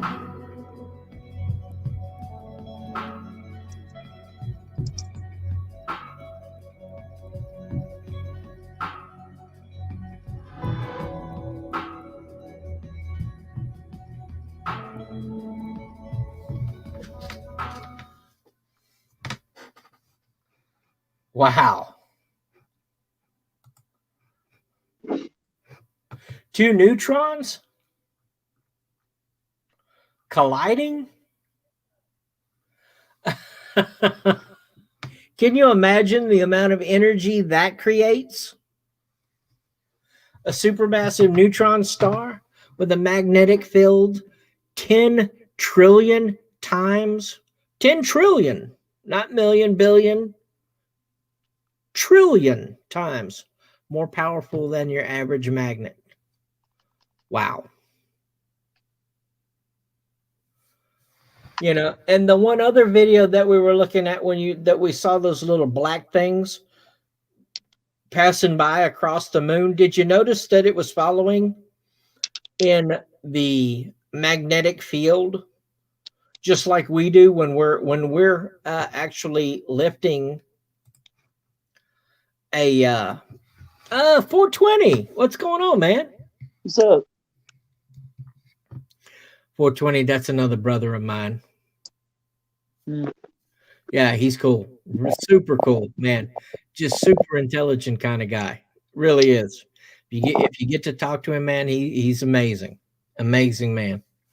But if you notice that when we launch a rocket out into space, we follow on the magnetic lines.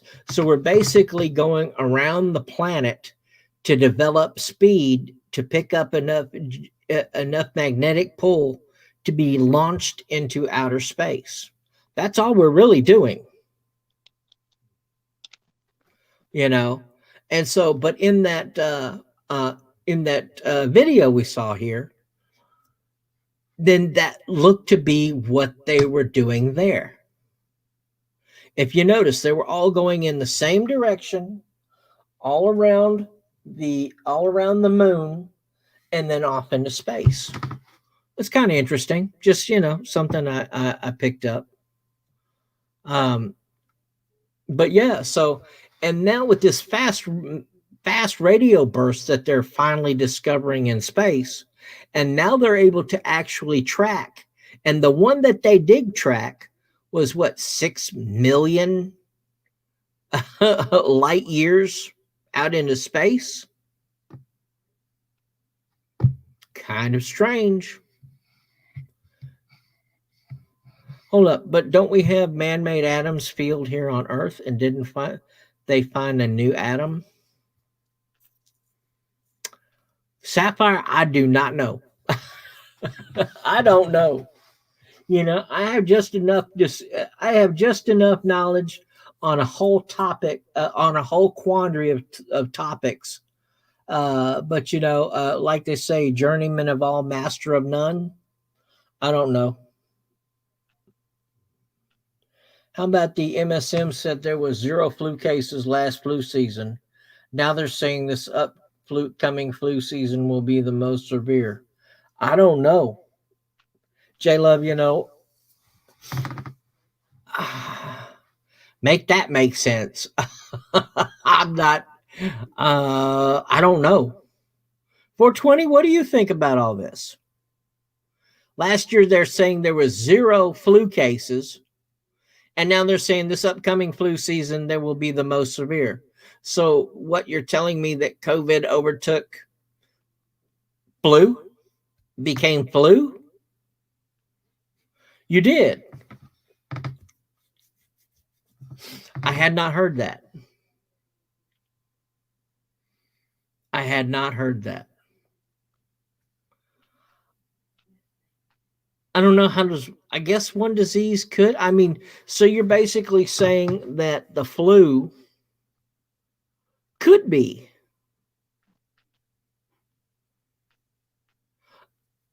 Like an early version of COVID before we actually had COVID.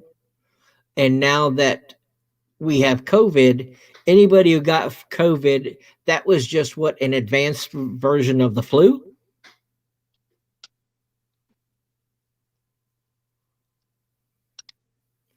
The flu is the C19. Really? Huh. Really? But didn't they have the flu in, because, well, when you think about it, you don't generally hear people in like the early 1900s, they get a cold, but they don't get the flu. And like back in the Western days, people had like psoriasis of the liver because they drank way too much raw whiskey, or alcoholism, which was just referred to as, oh, that drunk, but, and broken bones and, and getting bullet holes in them and all this kind of stuff. But you didn't really hear about, oh yeah, all the cowboys came down with the flu, and so we had to put off marching the cattle to Illinois for pickup on the trains. You didn't hear about any of that.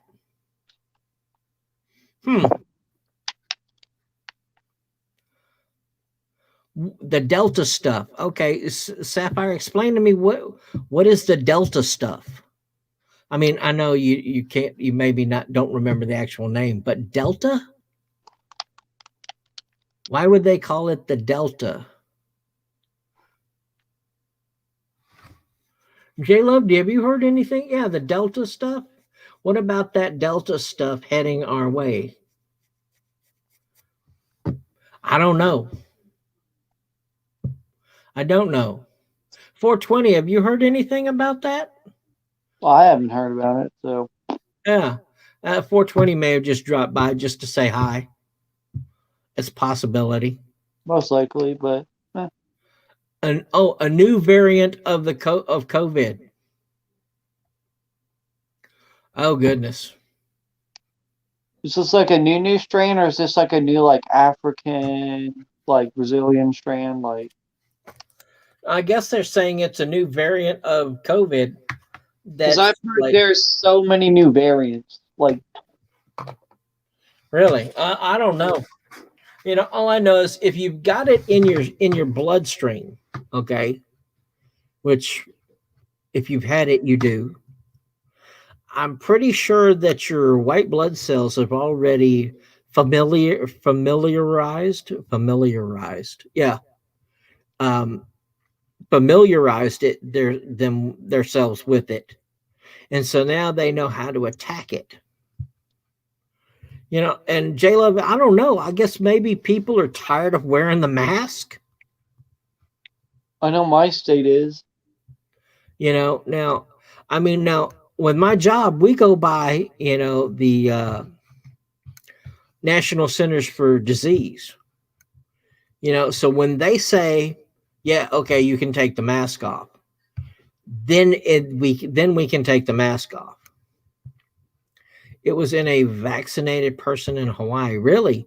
Were they suffering from symptoms? Or,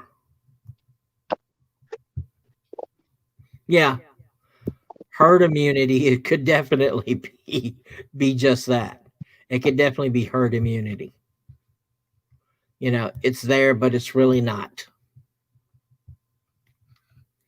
What's different about it? You know, I just, huh.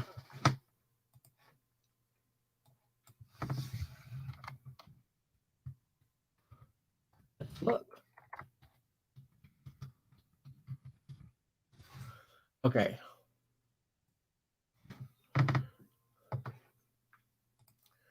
The Delta variant is the most recently designated variant of concern as classified by the World Health Organization. That means it's one of the 4 variants most concerning to global health authorities. Okay, so we have the Alpha, the Bravo, the Charlie, and the Delta. Again, I'm guessing. I don't know. I'm just making it up. I feel like there's going to be so many, it's going to go through the entire phonetic alphabet. Right? There is limited research regarding whether or not the Delta variant causes more severe illness than other variants. Early data suggests that Delta is more likely to lead to hospitalization. Yeah, you're right. Than Alpha. So yes, we're going through all of the all of them. Alpha, Bravo, Charlie, Delta, Edward. Wait, Edward. Echo. Duh. Okay. Yeah, Okay. well, Edward doesn't sound like that's part of it. Yeah, Echo. Like I'm half awake, and that took me a second to realize. Like, wait, hold on. What's an Edward? Yeah, no Echo. I don't know an Edward.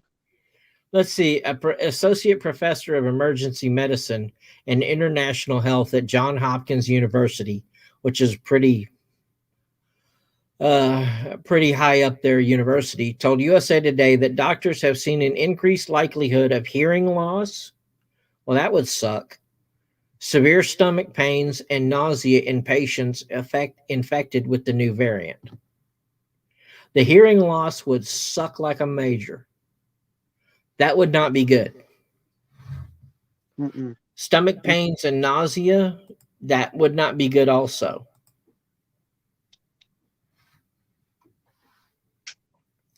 The Delta variant now accounts for more than 6% of sequenced virus samples in the U.S., in the U.S. Center for Disease Control and Prevention.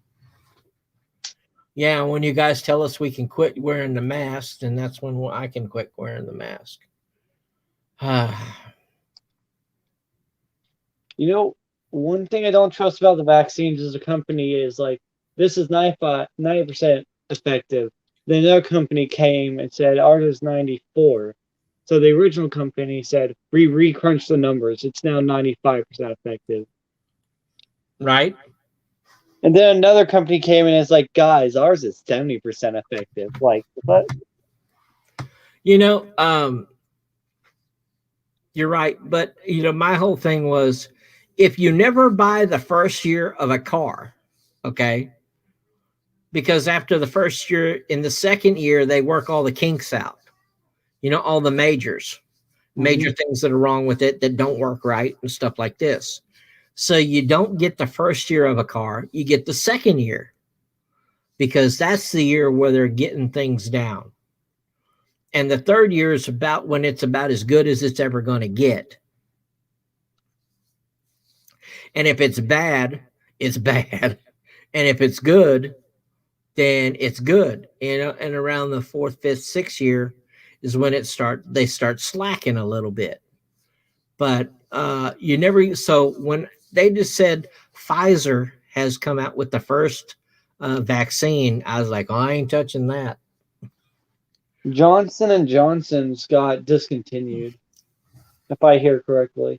Yeah, I believe I heard the same thing. But the Moderna vaccine is probably, if I was ever gonna get it, that's the one. And that's the one that they offered at work.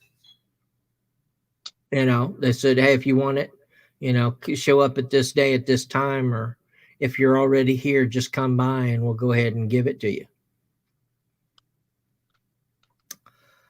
But okay, a HEPA filter does not kill the COVID-19 virus, but the elements that can transport the virus attach to the filter, so they cannot circulate in your area where the HEPA filter is being used. Interesting. Yeah. Huh, I did not know that. What about using somebody else's phone?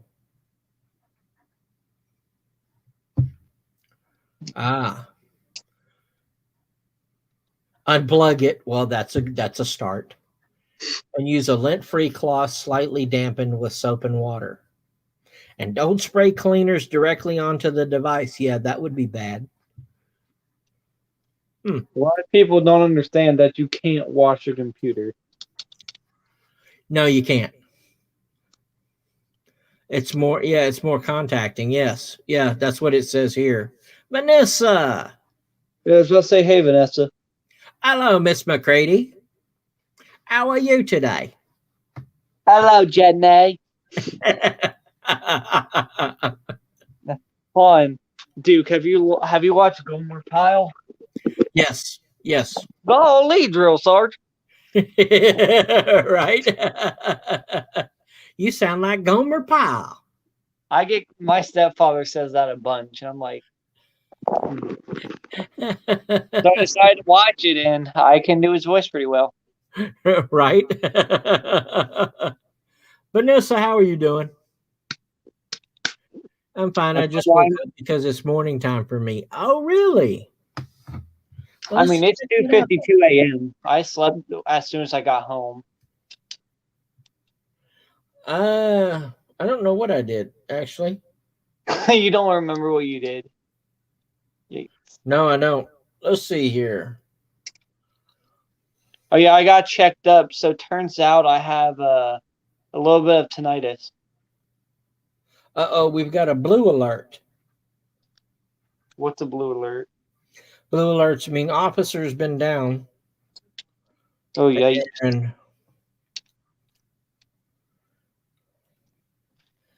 yeah, with all the stuff that's been going down, I'd prefer not to talk about all this. Right? Yeah. Yeah, people have been flat out just nuts. Yeah, last time there was a funeral home for an officer got degraded by some activists. Let's see. Okay, right now in Manila, in the Philippines, in Manila, it's 2:53 in the afternoon. It's 2:52 a.m. for me. In Tokyo, it's 3:53 p.m. All right, Coach. Hey, Coach, thanks so much for coming by, brother. I really do appreciate it. I hope you found something in here entertaining, or at least enlightening. And let's see, Cape Town, Africa, it's 8:53. In Sydney, Australia, it's 4:53. And in BGville, it's deviled egg time. Oh, in BGville, it's now deviled egg time. What? Hey, BG. Hi, how are you? I'm doing good. And right now in Moscow, it's 9:54 in the morning. Where's Clay from? I'm from South Carolina, the home of the Pro Bowl. Is that Dress Blues? Yeah. Oh wow, are you starving? He's about to. I'm in ROTC right now, so technically no. All right, well, hey. I'd say technically yes, because I mean you're being treated like you are in the military. I mean, we're not allowed to get shark attacked, so I don't get the full experience. It's missing something. No, it ain't.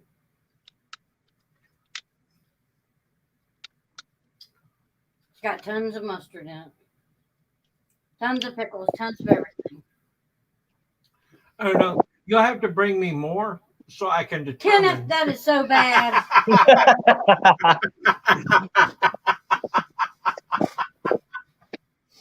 You're going to have to bring me more so I can determine what it is that is lacking. Nice talking to you, Clay. Nice talking to you, Oh, Sapphire, you've been watching Gomer Pyle, MASH, Andy Griffith at Three's Company? Hold on. So our TV, our dish for our main TV, we make sure it only has like 3-4 channels, which is the Andy Griffith Show, Gomer Pyle, some cop show. Like Starsky and Hutch. Yeah, that's what I think it is. Starsky and Hutch. Yeah. I forget what the fourth one was. MASH. There we go. And that's all that's on there. Plus really? Well, that's some good shows. Yeah. Cool Nicole, beautiful Cool Nicole world. Cool Nicole, we were just talking about you and about how much of a badass you are on Boyd Wrestling over with Coachism. And Big Nate, this is who we were talking about how much she can just kick people's butts like you've never seen.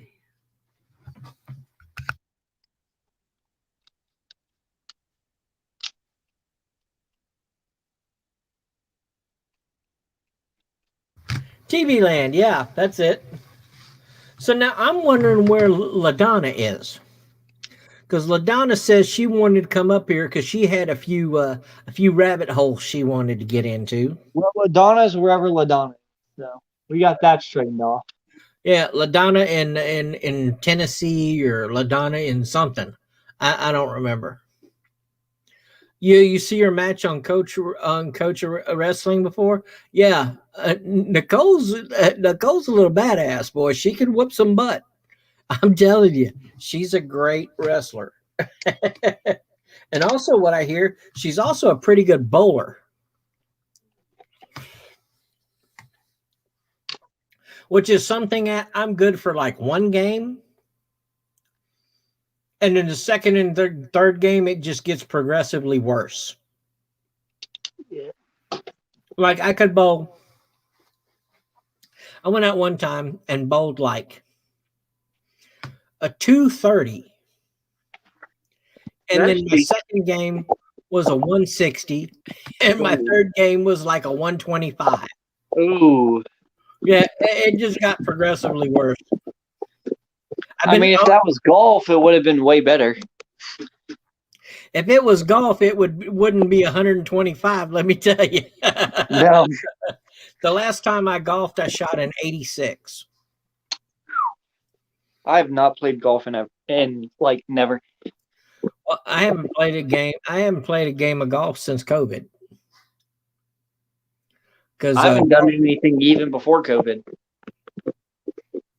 Yeah, no, one thing I was good at was driving. Now, I could drive a ball. And I went to the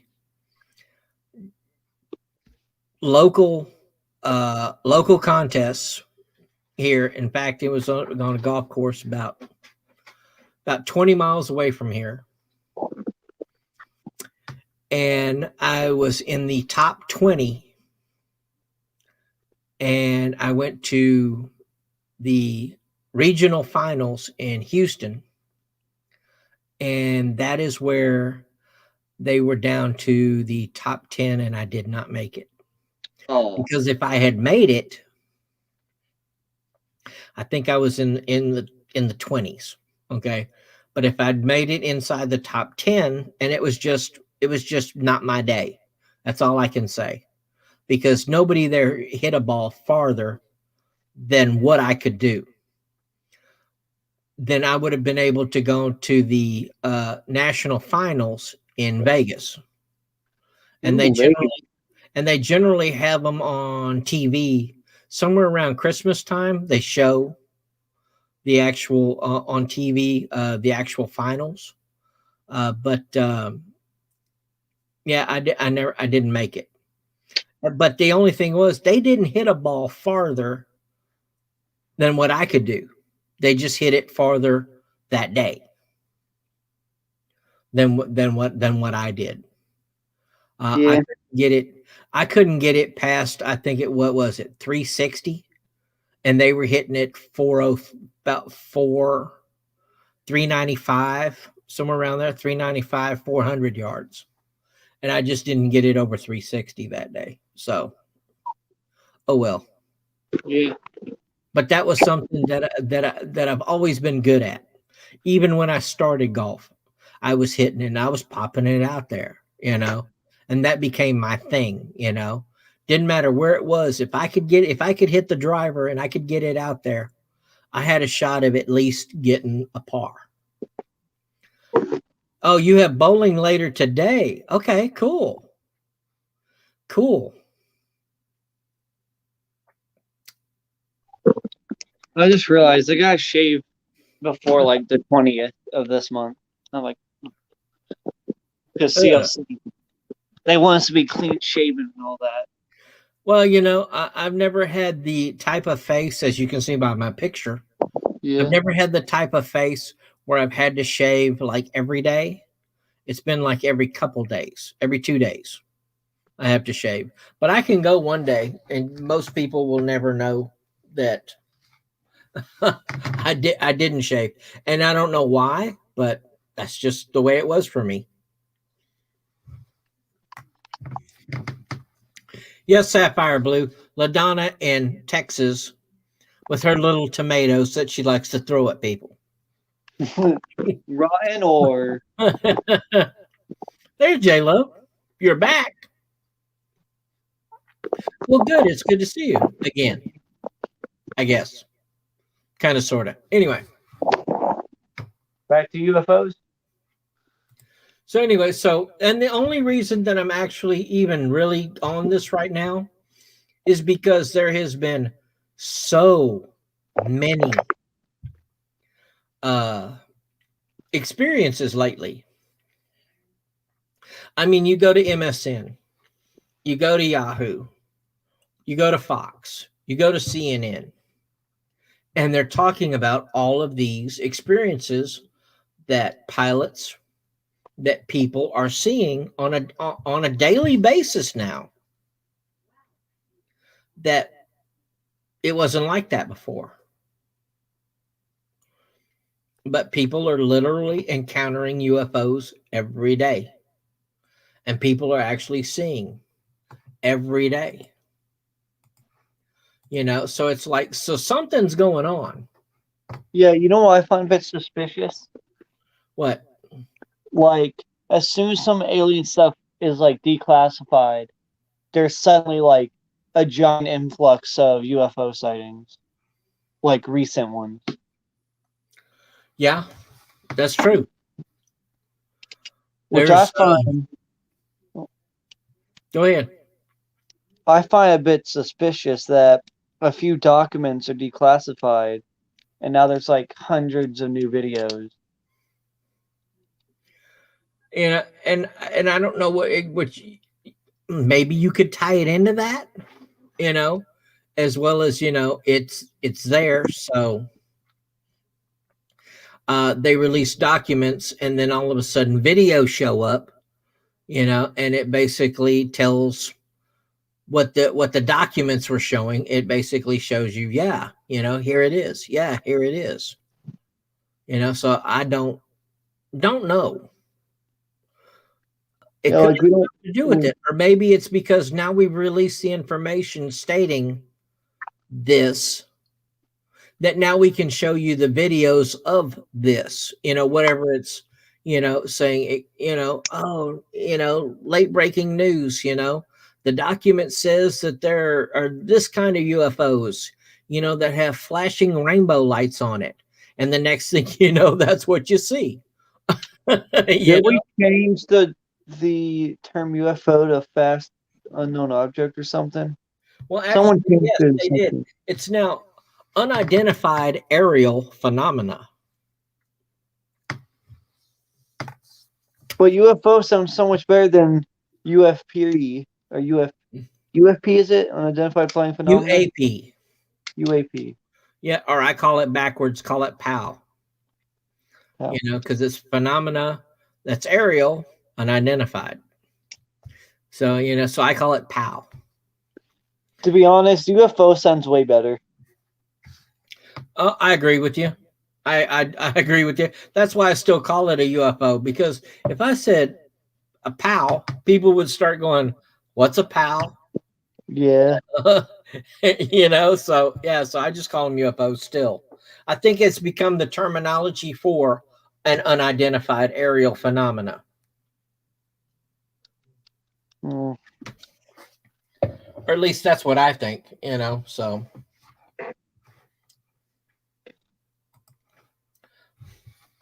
Yeah, a POW. Yeah, which is, see, a POW, P-O-W. Actually, it would be a PAU.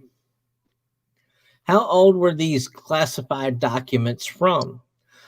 It's the latest and greatest of the supposedly everything they're releasing this month is everything they have up to date on the description of, yeah, there you go, J-Lo, a POW. Phenomenon that's aerial, unidentified.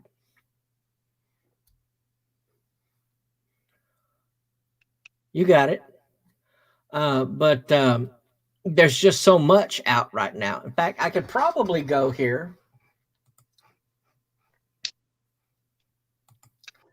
Let's see. Let's see.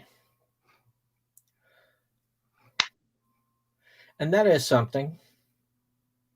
Just on a side note here, I believe they should make Juneteenth a national holiday. June what? Juneteenth. I believe they should make it a national holiday. I really do. It's something that's deserved. And I believe you could make Juneteenth as far as not only a quote unquote black holiday, which of course it would definitely be, but just for all ethnicities who have been used, abused, suffered. You could type it, you could put in there. Mm-hmm. Especially the native people of their lands, like from America. Yes. Canada really, really did not like the native people there. Oh, yeah. And especially those schools that they put them in. Yeah. And they basically just abused the hell out of them. Where most of the kids that went in there didn't make it out. Yeah, at that point, that isn't a school. Yeah, that's a center for torture. Which I don't want to compare. I want to compare it to something, but it wouldn't really be something good to compare with because it's not that comparable. A word most politicians used with Trump and during his thing. Hey, here's something. Texas in 1980 became the first state to officially recognize June 19th as a state holiday. Of all places, a southern state like Texas became the first state to recognize it as a state holiday. Got That's kind of wild, Yeah, At least I would you? let my dog out of my room, and now she wants immediately back in as soon as I lay down. Get in here, Clobo.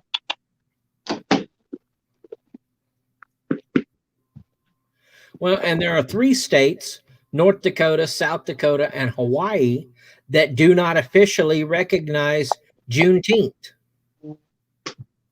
You know, also known as Juneteenth Independence Day, Freedom Day, or the day that I grew up, the Day of Emancipation. But yeah, I do think they should make it a federal holiday. It's deserved. With everybody that has seen, you know, the murder of George Floyd and other Black Americans. What was the recent one? Dante Wright, was it? Yeah. That you know, I mean, you want to make a George Floyd holiday? Well, make it Juneteenth and make it the holiday of ethnicity. So that way, really, you could go around and you could say, okay, this is a day where we recognize Indians for what was done to them and how they helped build America. For the Hispanics, for the Asians, for the Irish, you know, for African Americans, you know, and just make it a day where you recognize that, you know, that without all of these different ethnicities, we wouldn't be who we are today. Yeah, exactly. Yeah. So I'm all for it. I am all for it. No, I didn't see anything today on UFOs on like MSN. One thing that irks me is people yelling, "Why did that officer pull out the gun during like the shooting?" Yeah. See, cops aren't trained to use their taters as much. All that their department does is to train them how to shoot and de-escalation. Or when not to shoot. Yeah. And they do it, you know. But yeah, they don't emphasize enough. I'm with you on this, to use the taser. You know, to use other means. You know, I mean, it's basically there's a tree, right? Mm-hmm. And it's for every action, then you're supposed to go one step above. Someone has a fist, use your baton or a taser. They have a knife, have a gun. Well, it's supposed to be when they're coming at you with the fist, you use soft hand techniques. When they're coming at you with a weapon, then you go with hard weapon techniques or soft weapons. You know, hard hand techniques, or use soft weapons. Hey, like Philly girl. clubs, like tasers, you know, things of that nature. But most times they don't use. Cops are told most times not to use a taser if there's only one of them, because it's not always effective. Loose clothing can stop a taser. Philly girl, what's going on, Philly girl? Thank you for stopping by and showing some love. Let me ask you, why do you call? Oh, you want her to ask me what I call Philly? Okay, I'll tell you why I call Philly. I call Philly Filthy Delphia. And I call them the Filthy Delphia Beagles.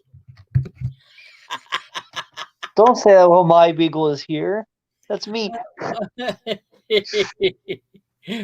I know he absolutely loves Philly. Okay.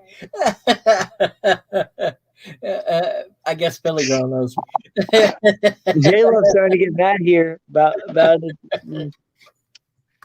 Well, see, fortunately, J-Love is in Philadelphia, so, which is in Pennsylvania. And just in case anybody didn't know, and Pennsylvania is one heck of a long way from Texas. Just saying. It is. Even from South Carolina, it's heck of a way.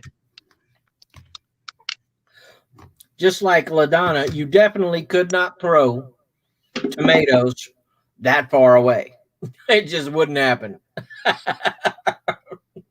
J-Lo could possibly do it if she's angry enough. That's true. You know, there's a lot of ladies out there that can do, and I mean, anger gets a lot of things done. Don't get that confused with anything. Come on, Vanessa, you're supposed to have my 6. Oh, I'm a wonderful friend. Well, thank you, Nicole. I appreciate that. I really do. One. Nicole, now see, J Love, you better watch it because I got Cool Nicole watching my 6 now, and Cool Nicole, man, she got my back. I'm telling you. Well, we have been known to throw things, or yeah. But see, the good thing is, for the most time, you'd have to get pretty physical in order for a lady to throw something and actually try to hit you. Most ladies I've known, when they're throwing things, it's out of frustration or to get your attention. They don't actually want to hurt you unless you've been trying to hurt them. That's when, man, you're gonna get beamed, but you're gonna get beamed with a skillet.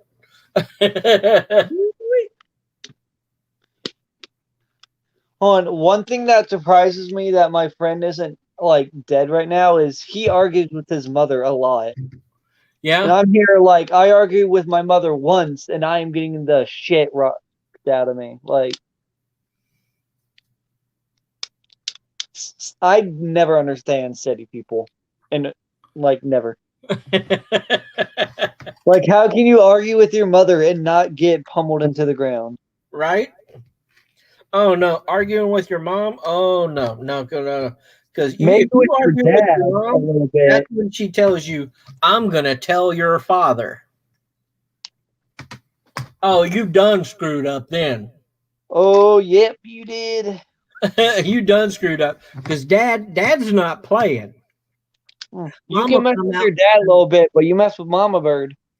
You know, because you can mess with mom for a little bit, and she says, I'm about to get you. You know, I'm about to get you. She gonna give you some warnings before she actually goes to war. Yeah, but your dad don't. But no, your dad, no, he's coming in one thing. Oh, I heard you did this. Bend over. Nuh-uh. Okay, and he just grabs you, and then you bend over. And then that just adds extra licks. Uh-huh. Oh yeah. My father was the type of you should know, you better know this, and if you aren't, I'm going to tell you this once. Mm-hmm. Oh yeah. Unfortunately, I think that's about the way I was. Also, there you go, Skies. What did you say, son? Son, wow. Just now, I got to say, I was tough on my son. I was very tough. You know, in fact, and I know this is going to be bad. I know nobody's going to like it, but I pretty much told my son, I said, son, I said, first place is winners and second place is the first losers. You know, if you're going to do something, you're going to do it to win. You're going to do it to succeed. Anything less than winning and succeeding is failing.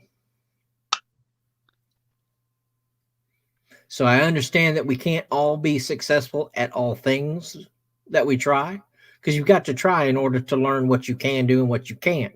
Mm-hmm. I said, but if you found something you can do, you're going to give it 100% every time. And anything less will not be accepted. So, yeah, and it was put a lot of pressure on him. It really did. Yeah, that's one thing I don't really enjoy at times, is having all this pressure on you.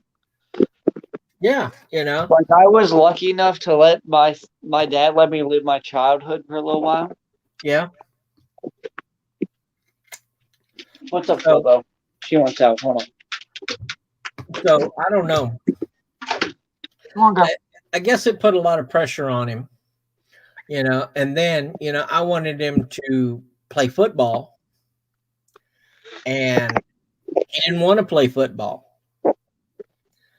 And and I wanted him to play football because my football coach made a huge impact on me. It had a lot to do with me at least attempting to succeed in life, and gave me a lot of good counseling and training on learning how to be a good man. And so I guess that's why I wanted him to go into football, to him to get that one-on-one time with a coach, somebody he really respected. But he didn't want to do that. And he never did. He went to music, and he pretty much taught himself how to play. And if you go to my little channel and you go to videos, you're going to see a video that says, I believe, Razor Carenti. And that's my son playing the guitar. And you get to see that and actually see he's pretty damn good. He's pretty good. See, I'm really good at drums. That's one thing I've been good at. That and clay pigeon or skeet shooting. Oh yeah, that's fun. The first time I did it, I got 13 out of 16 clay pigeons. Really? That is good. And it was also my third time shooting a shotgun. Oh, really? Yeah. Man, I must have spent... We would go down to the train tracks, and we would take this little single disc thrower, and we would go down and we'd carry dozens and dozens and dozens of clay targets in our pockets, in backpacks, and all this kind of stuff. And we would go down to the train tracks with a shotgun, and it took me probably 2 summers to hit absolutely anything. I couldn't hit the broadside of a barn if it was 2 feet in front of me with a shotgun. I literally couldn't hit anything.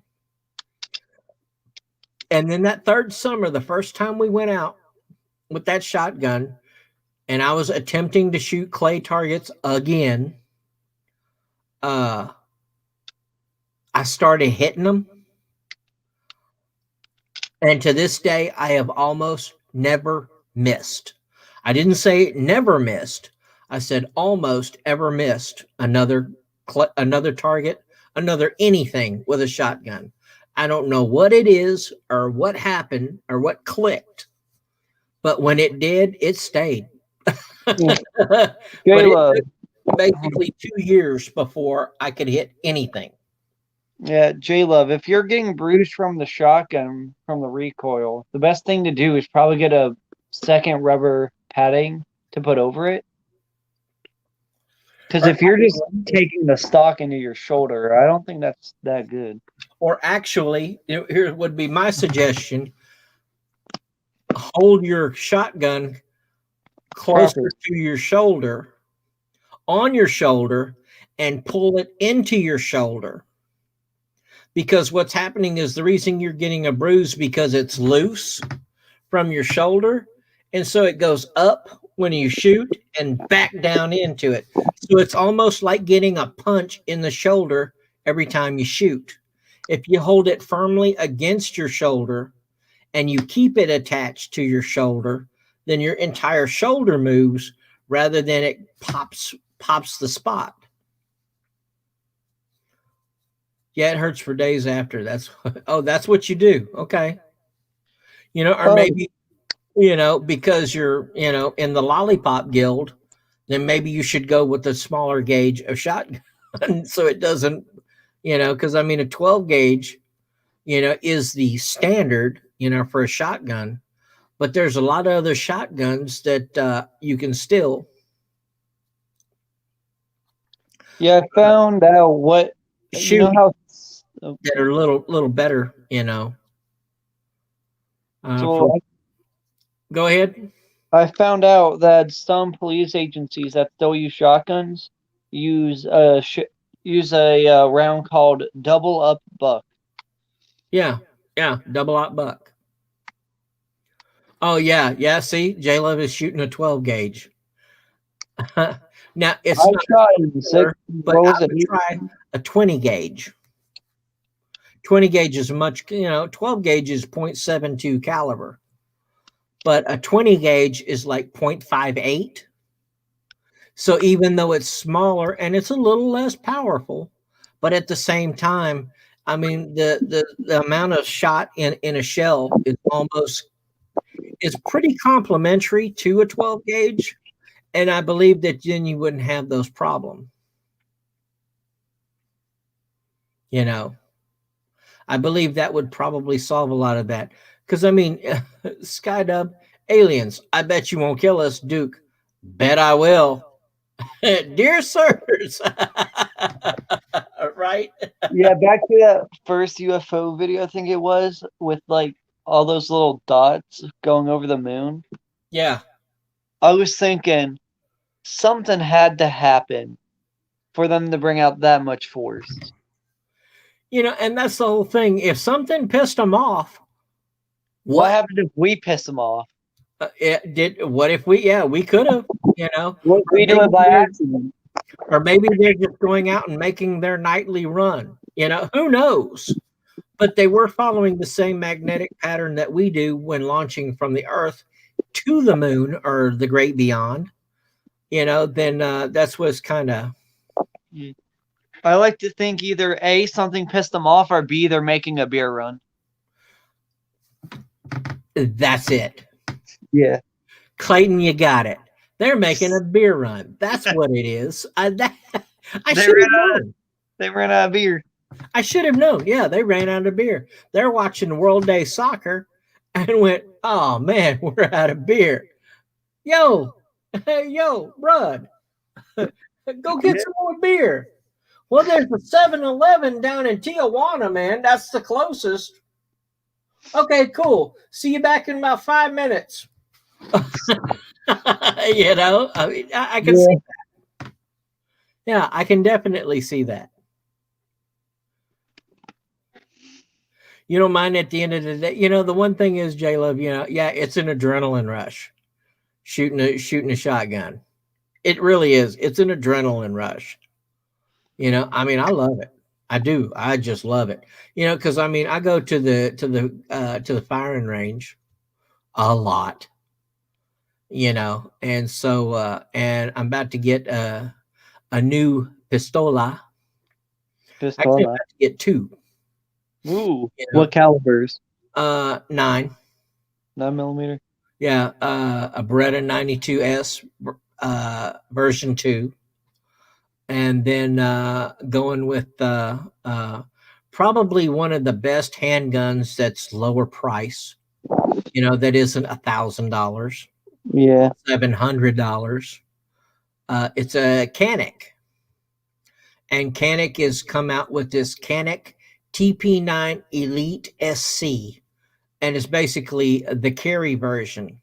Because the thing about Skies, yes, I have had a Philly cheesesteak, and it was the best I have ever had. Because I've tried it in other places, and it just wasn't the same. And I don't know what it is, because I mean, they're Philadelphia. Thinly sliced steak, or fried onions, or mozzarella cheese, or whatever kind of cheese that they put on it. Is that way everywhere. It's in a packet. It says Kraft mozzarella cheese. Is Kraft mozzarella cheese in all 52 states or 51 states or whatever. But for some reason, it just tastes better. I don't know what it is, but it just tastes better.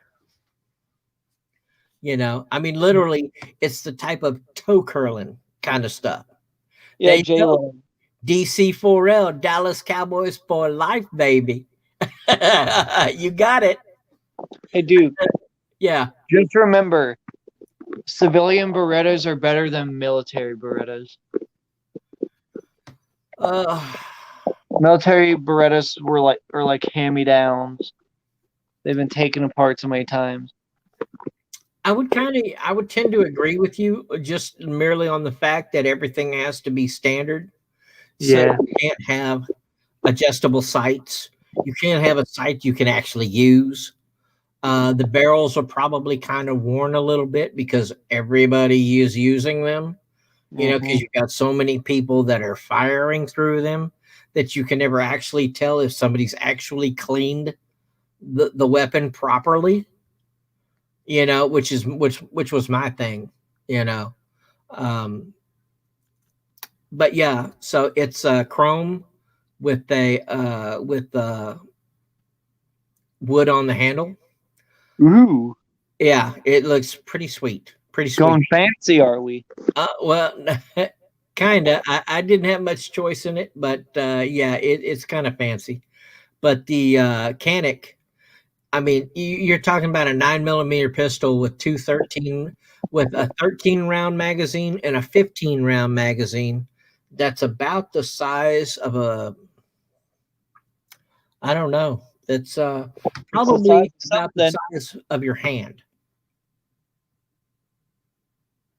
You know, so when you're talking about carrying a weapon, that's a small thing. Yeah. You Unless know, you're Shaquille O'Neal. And then you know, now the one good thing is here in the state of Texas last month, they officially approved a bill which makes anybody over the age of 21 can carry a weapon concealed anytime, anywhere except schools and churches and hospitals.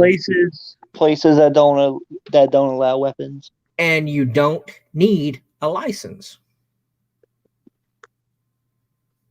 The requirement for license was removed.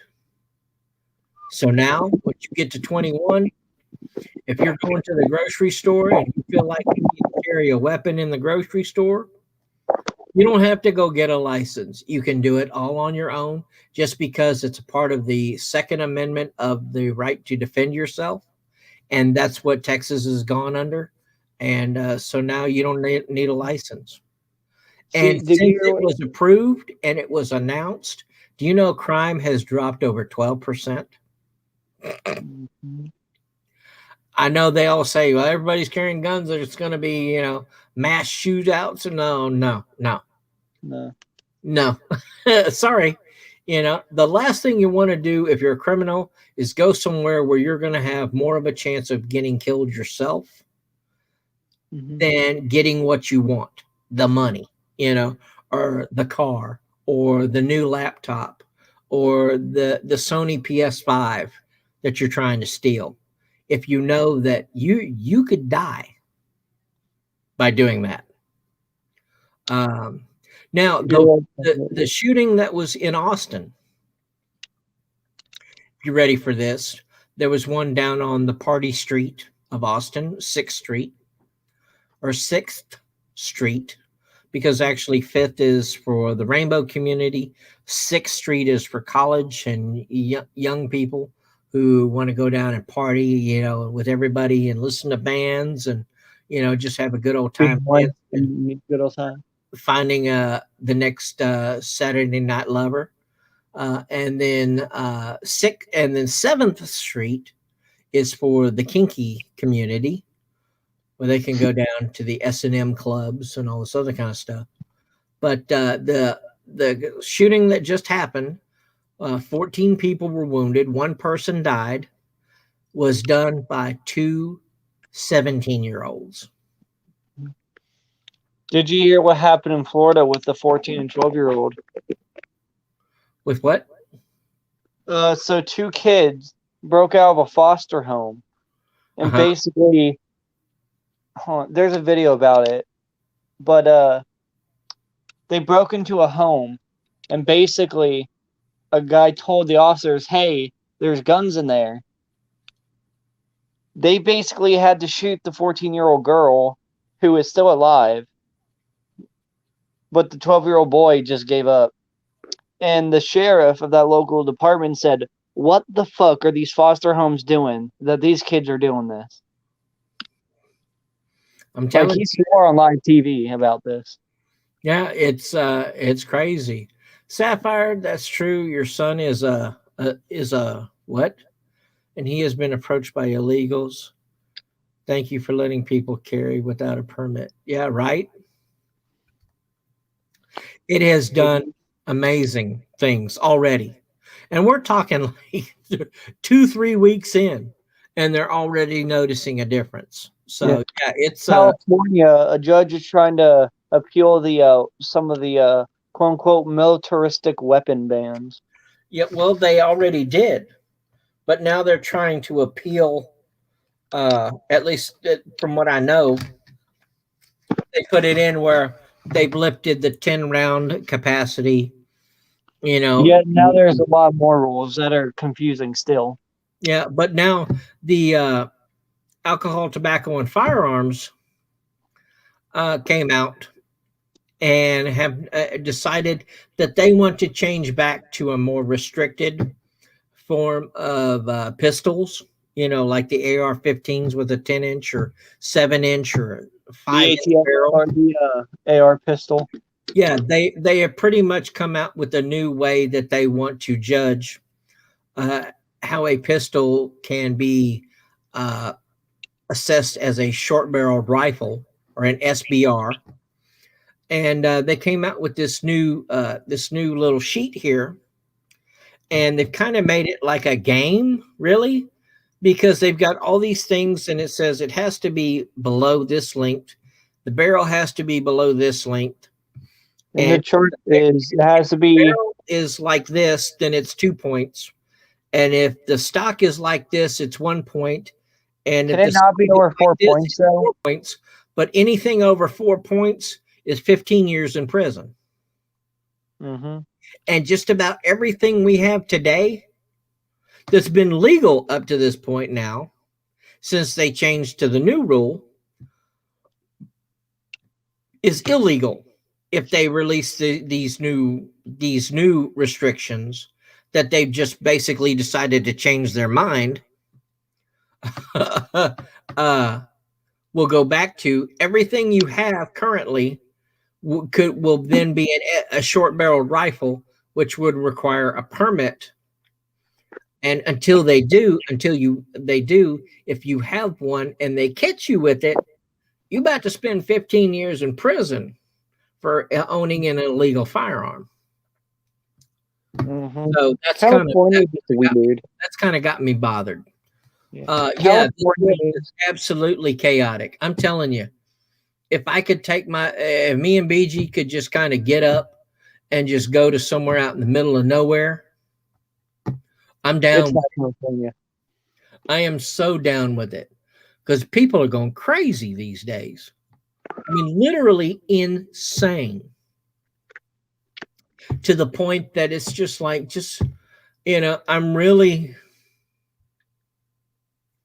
I'm having some problems now with this because I'm getting to the point when I see a young lady who's an illegal immigrant who comes across and is basically looking for somebody to find her because she's been so abused that some sick bastard has literally cut her lips off with a pair of scissors.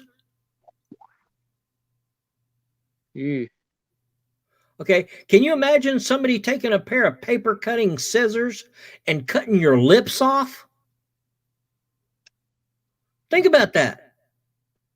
And that's a sick bastard. Okay, I don't care if you kick my dog. I don't care if you blew my car up. That goes beyond justice. That's a whole nother level of sick puppy. Okay. To do something like that. Yeah. The level of insanity that is. Dude. Okay. And this is the kind of stuff I see on a consistent basis every day, is the after effects of people who have taken girls 15, 16 years old, doesn't matter to them, put them in a whorehouse. And after they get raped about 1,000 times, like 5 times a day, kick them out in the desert so somebody can find them, run them through the process, and send them back to their families screwed up beyond belief of all of humanity. Okay? And who knows, this might happen again. No, this happens every day. And I'm not talking one, I'm talking hundreds a day. Okay? Oh yeah, Jeffrey Dahmer is making me hate human beings. Period. That's how it's making me feel.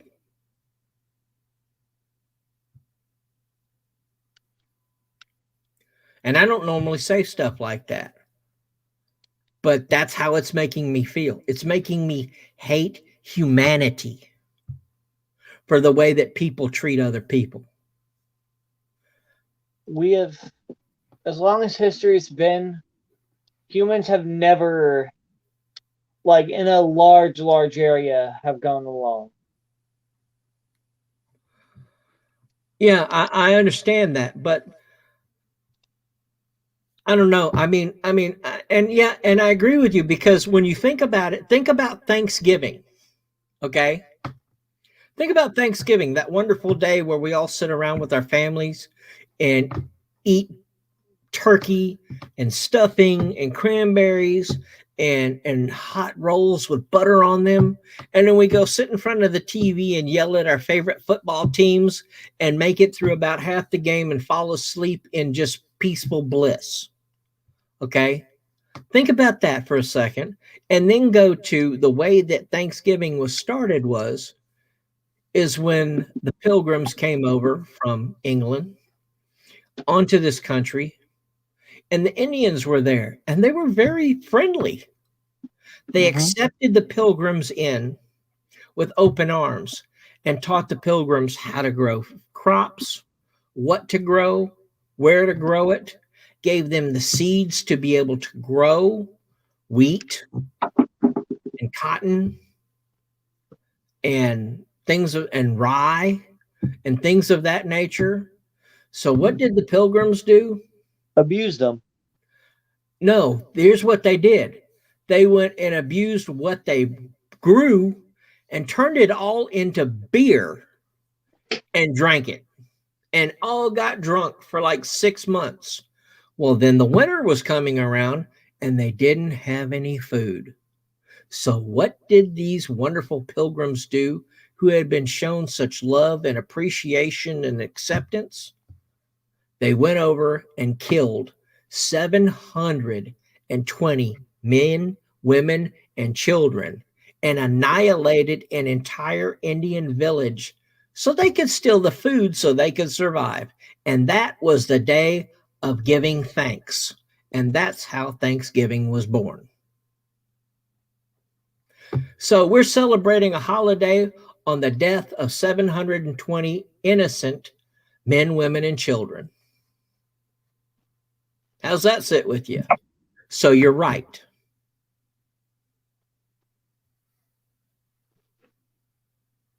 And that's the truth. And how do I know this? Where's the receipts, you ask me? Go to the library in the House of Congress and look up the diary of the Indian, I forget his name, but you can Google it and look it up. on the diary of what really happened in Thanksgiving, and you'll read the diary and you'll be able to see the pages where a person who was there wrote down what happened because he was one of the few that escaped. And then you tell me about celebrating Thanksgiving this year. That's, again, what's making me hate humanity as a whole. Because people are treating people like dirt, like less than, like non-existent, non-caring. And yeah, there you go, J-Love. They promised them freedom only to rape them and then kill them, or rape them and torture them and kill them. Okay. And this is logic. This isn't propaganda bullshit. This is the truth. Okay. And a lot of people can't handle it. And I understand that. And that's okay. And I completely understand that. And it's not even something you may want to think about, especially when, you know, it's what, 2:45 in the morning and you're about to go to about to go to bed, not fed.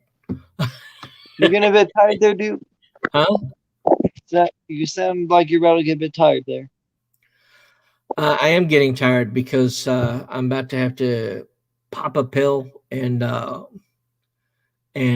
stop real soon here because my wonderful little epilepsy that I have gotten the last couple years, which is another crazy thing, but that's another time. Yeah.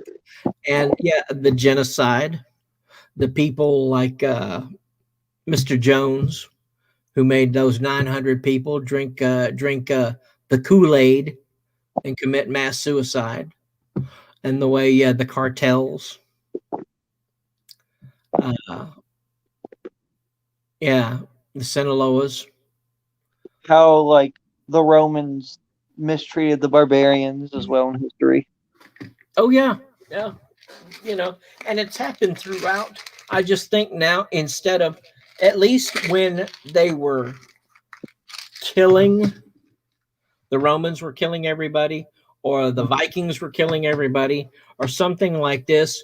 Yes, there was always, I believe myself that there was always men raping women. I do. But at the same time,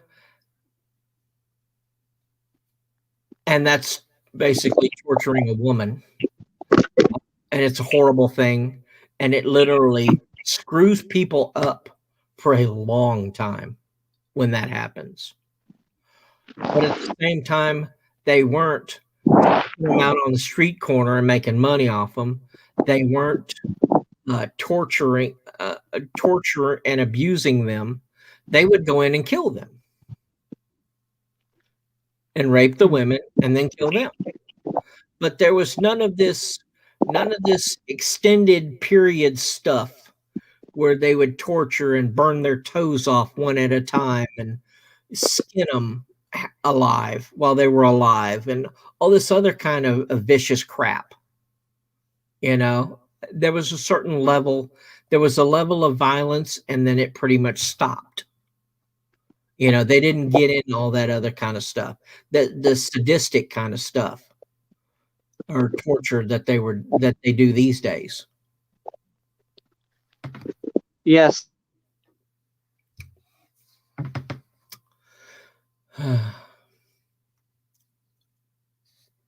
Yeah, that's what Sapphire. That's exactly what they do. The coyotes tell them, okay, for this amount of money, you got 3 tries. You get sent back, we'll take you back across. After the 3rd try, then that's more money. And then they come over here and they put them into a whorehouse or a massage parlor here in Houston. Go Google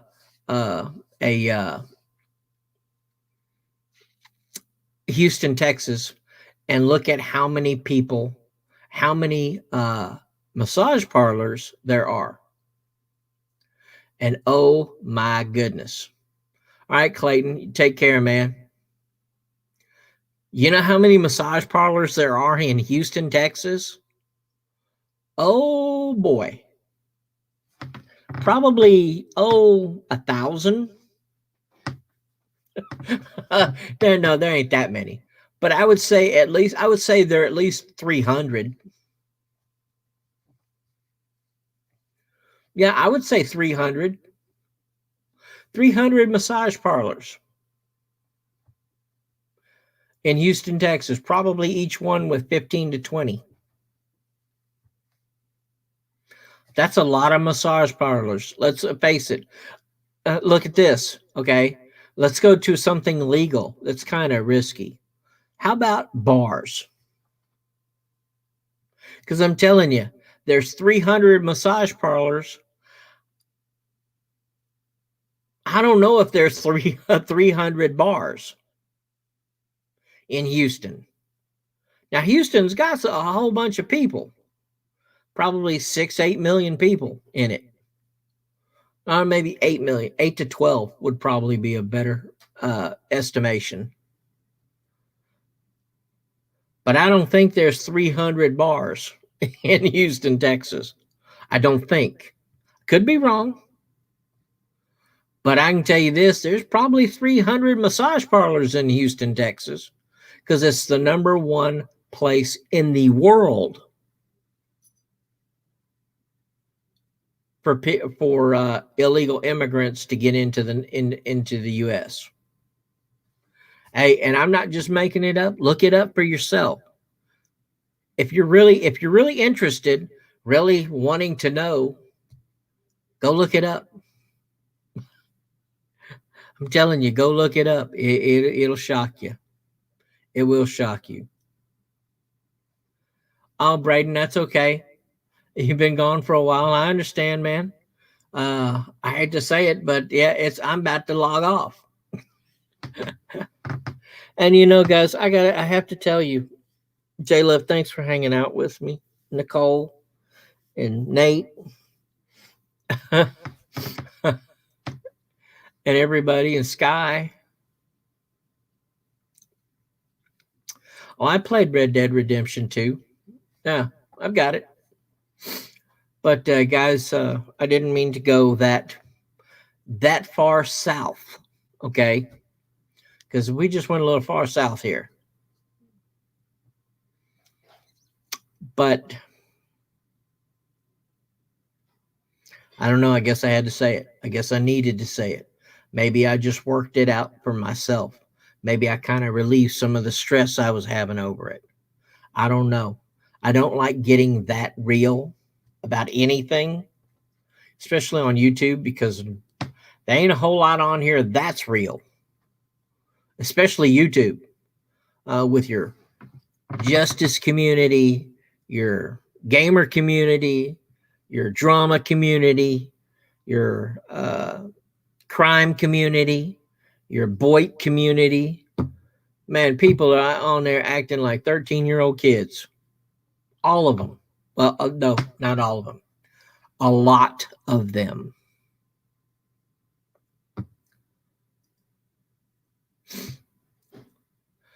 Braden, I agree with you. You guys deserve the best out of life. Living your best life that you can.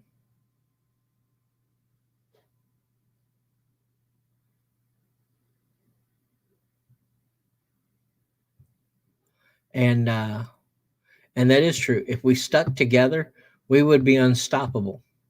Unstoppable as people, unstoppable as nation, unstoppable as a state.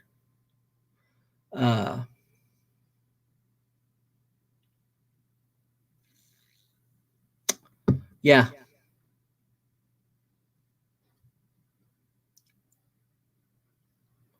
Then yeah, we would be pretty unstoppable. J-Love, most people don't brag about their intelligence if they're actually of high intelligence.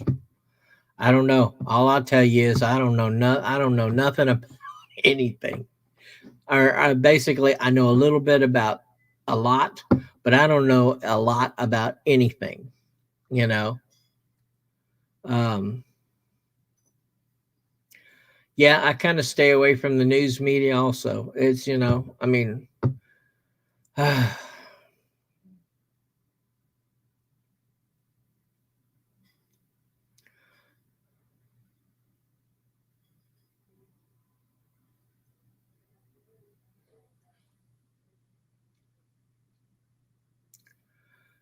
it's crazy. It really is. If there's anything I could wish for you guys, I wish for you guys peace, love, patience. Oh boy, patience. That's a good one. Patience,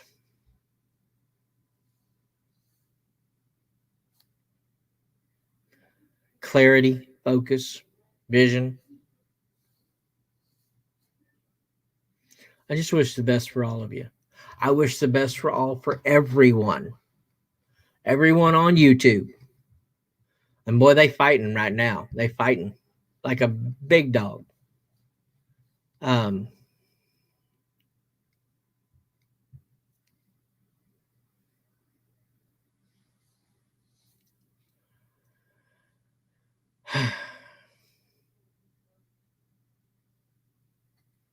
Jayla, what are you talking about? We could agree to disagree, but you started this, guys. Guys, what did you guys?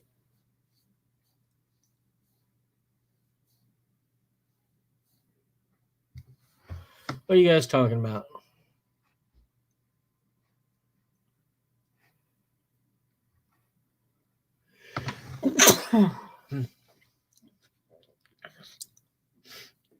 Hello.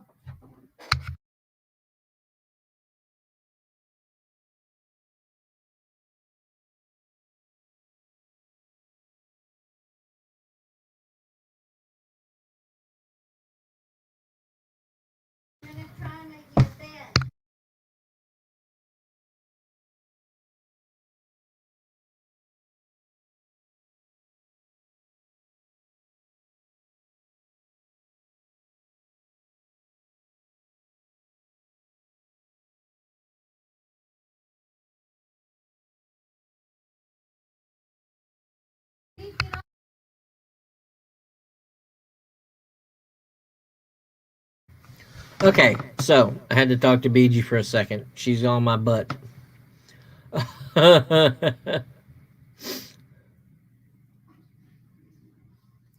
So anyway, so let me go ahead and show you this last thing here, and then we'll just leave it at that.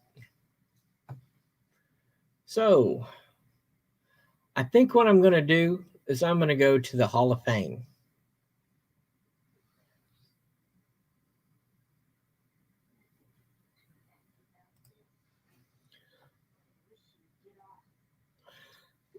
Going to go to the Hall of Fame in here, and we'll see if we can find.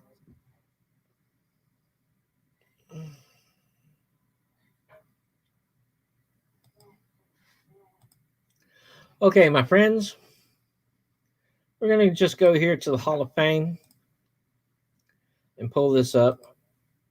And J Love, you're going to love this one. I'm telling you. If anything, J Love, here's what I want you to do. This is for you and Braden. Okay? And Sky. Okay. So I want you to watch this, and you're going to love it. I believe you will. So here we go.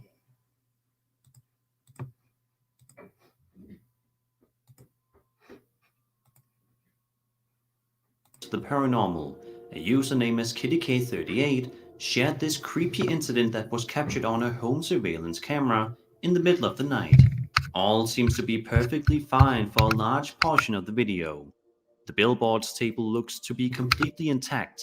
The television on the nightstand doesn't turn on by itself, but after a while, something very weird and frightening happens out of nowhere. Take a look.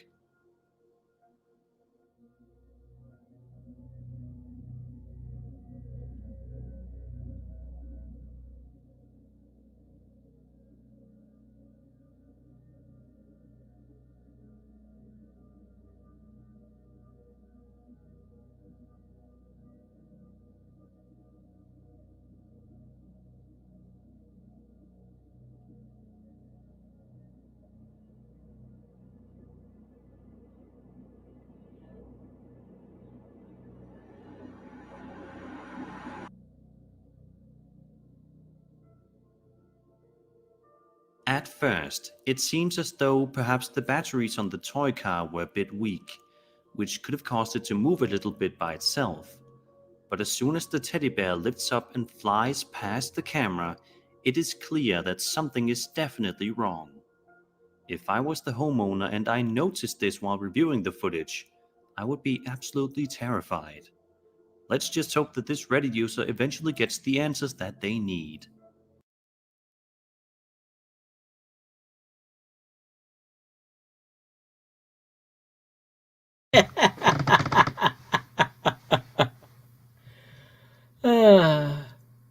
There you go. How about that?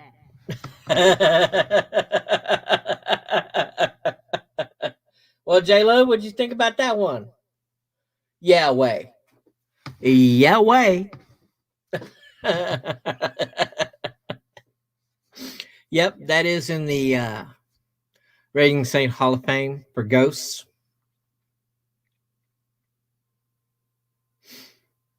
But yeah. And so you can look at that, and I've looked at it probably 100 times. Okay, it's in perfect clarity. Okay. You see the little car move across the pool table. And yes, that could be anything from low batteries to not being turned on completely. Any number of things. And then it hits the teddy bear. And the teddy bear moves down. Okay, so it went over, hit the teddy bear. You saw the lights flash. And then the teddy bear falls over. Other than it actually moving and starting this whole thing, all well within the outer limits of reason. Okay. But when that bear comes up and starts out from a sitting position and then goes to the right and then the left and then back to the right across the screen of the camera, let me tell you something. That's not a teddy bear riding on a string, okay? Because that changed direction, changed movement. It went from down to up. It went from right to left and then back to right. There you go. I mean, I don't know. Yeah, that's unknown forces that we are unaware of. And being in perfect clarity shows you that that ain't no joke. So there you go. One from the Raging Saint Hall of Fame. And that was for you. Guys, I want to thank you for coming out. Thank you for hanging with us. And J-Love, you're going to have to show us that video. Definitely going to have to show to you. But my dad was recording Disneyland on a sunny evening. He caught some floating orb in front of the camera. Could have been the glare of the sun or something, but one orb. Yeah, it could have been. But anyway, y'all, thank you very much for coming out, for hanging with me this evening. I'm very glad. I'm grinning right now. You guys have really helped me out a lot. Really helped me out a lot by just getting that off my chest, you know.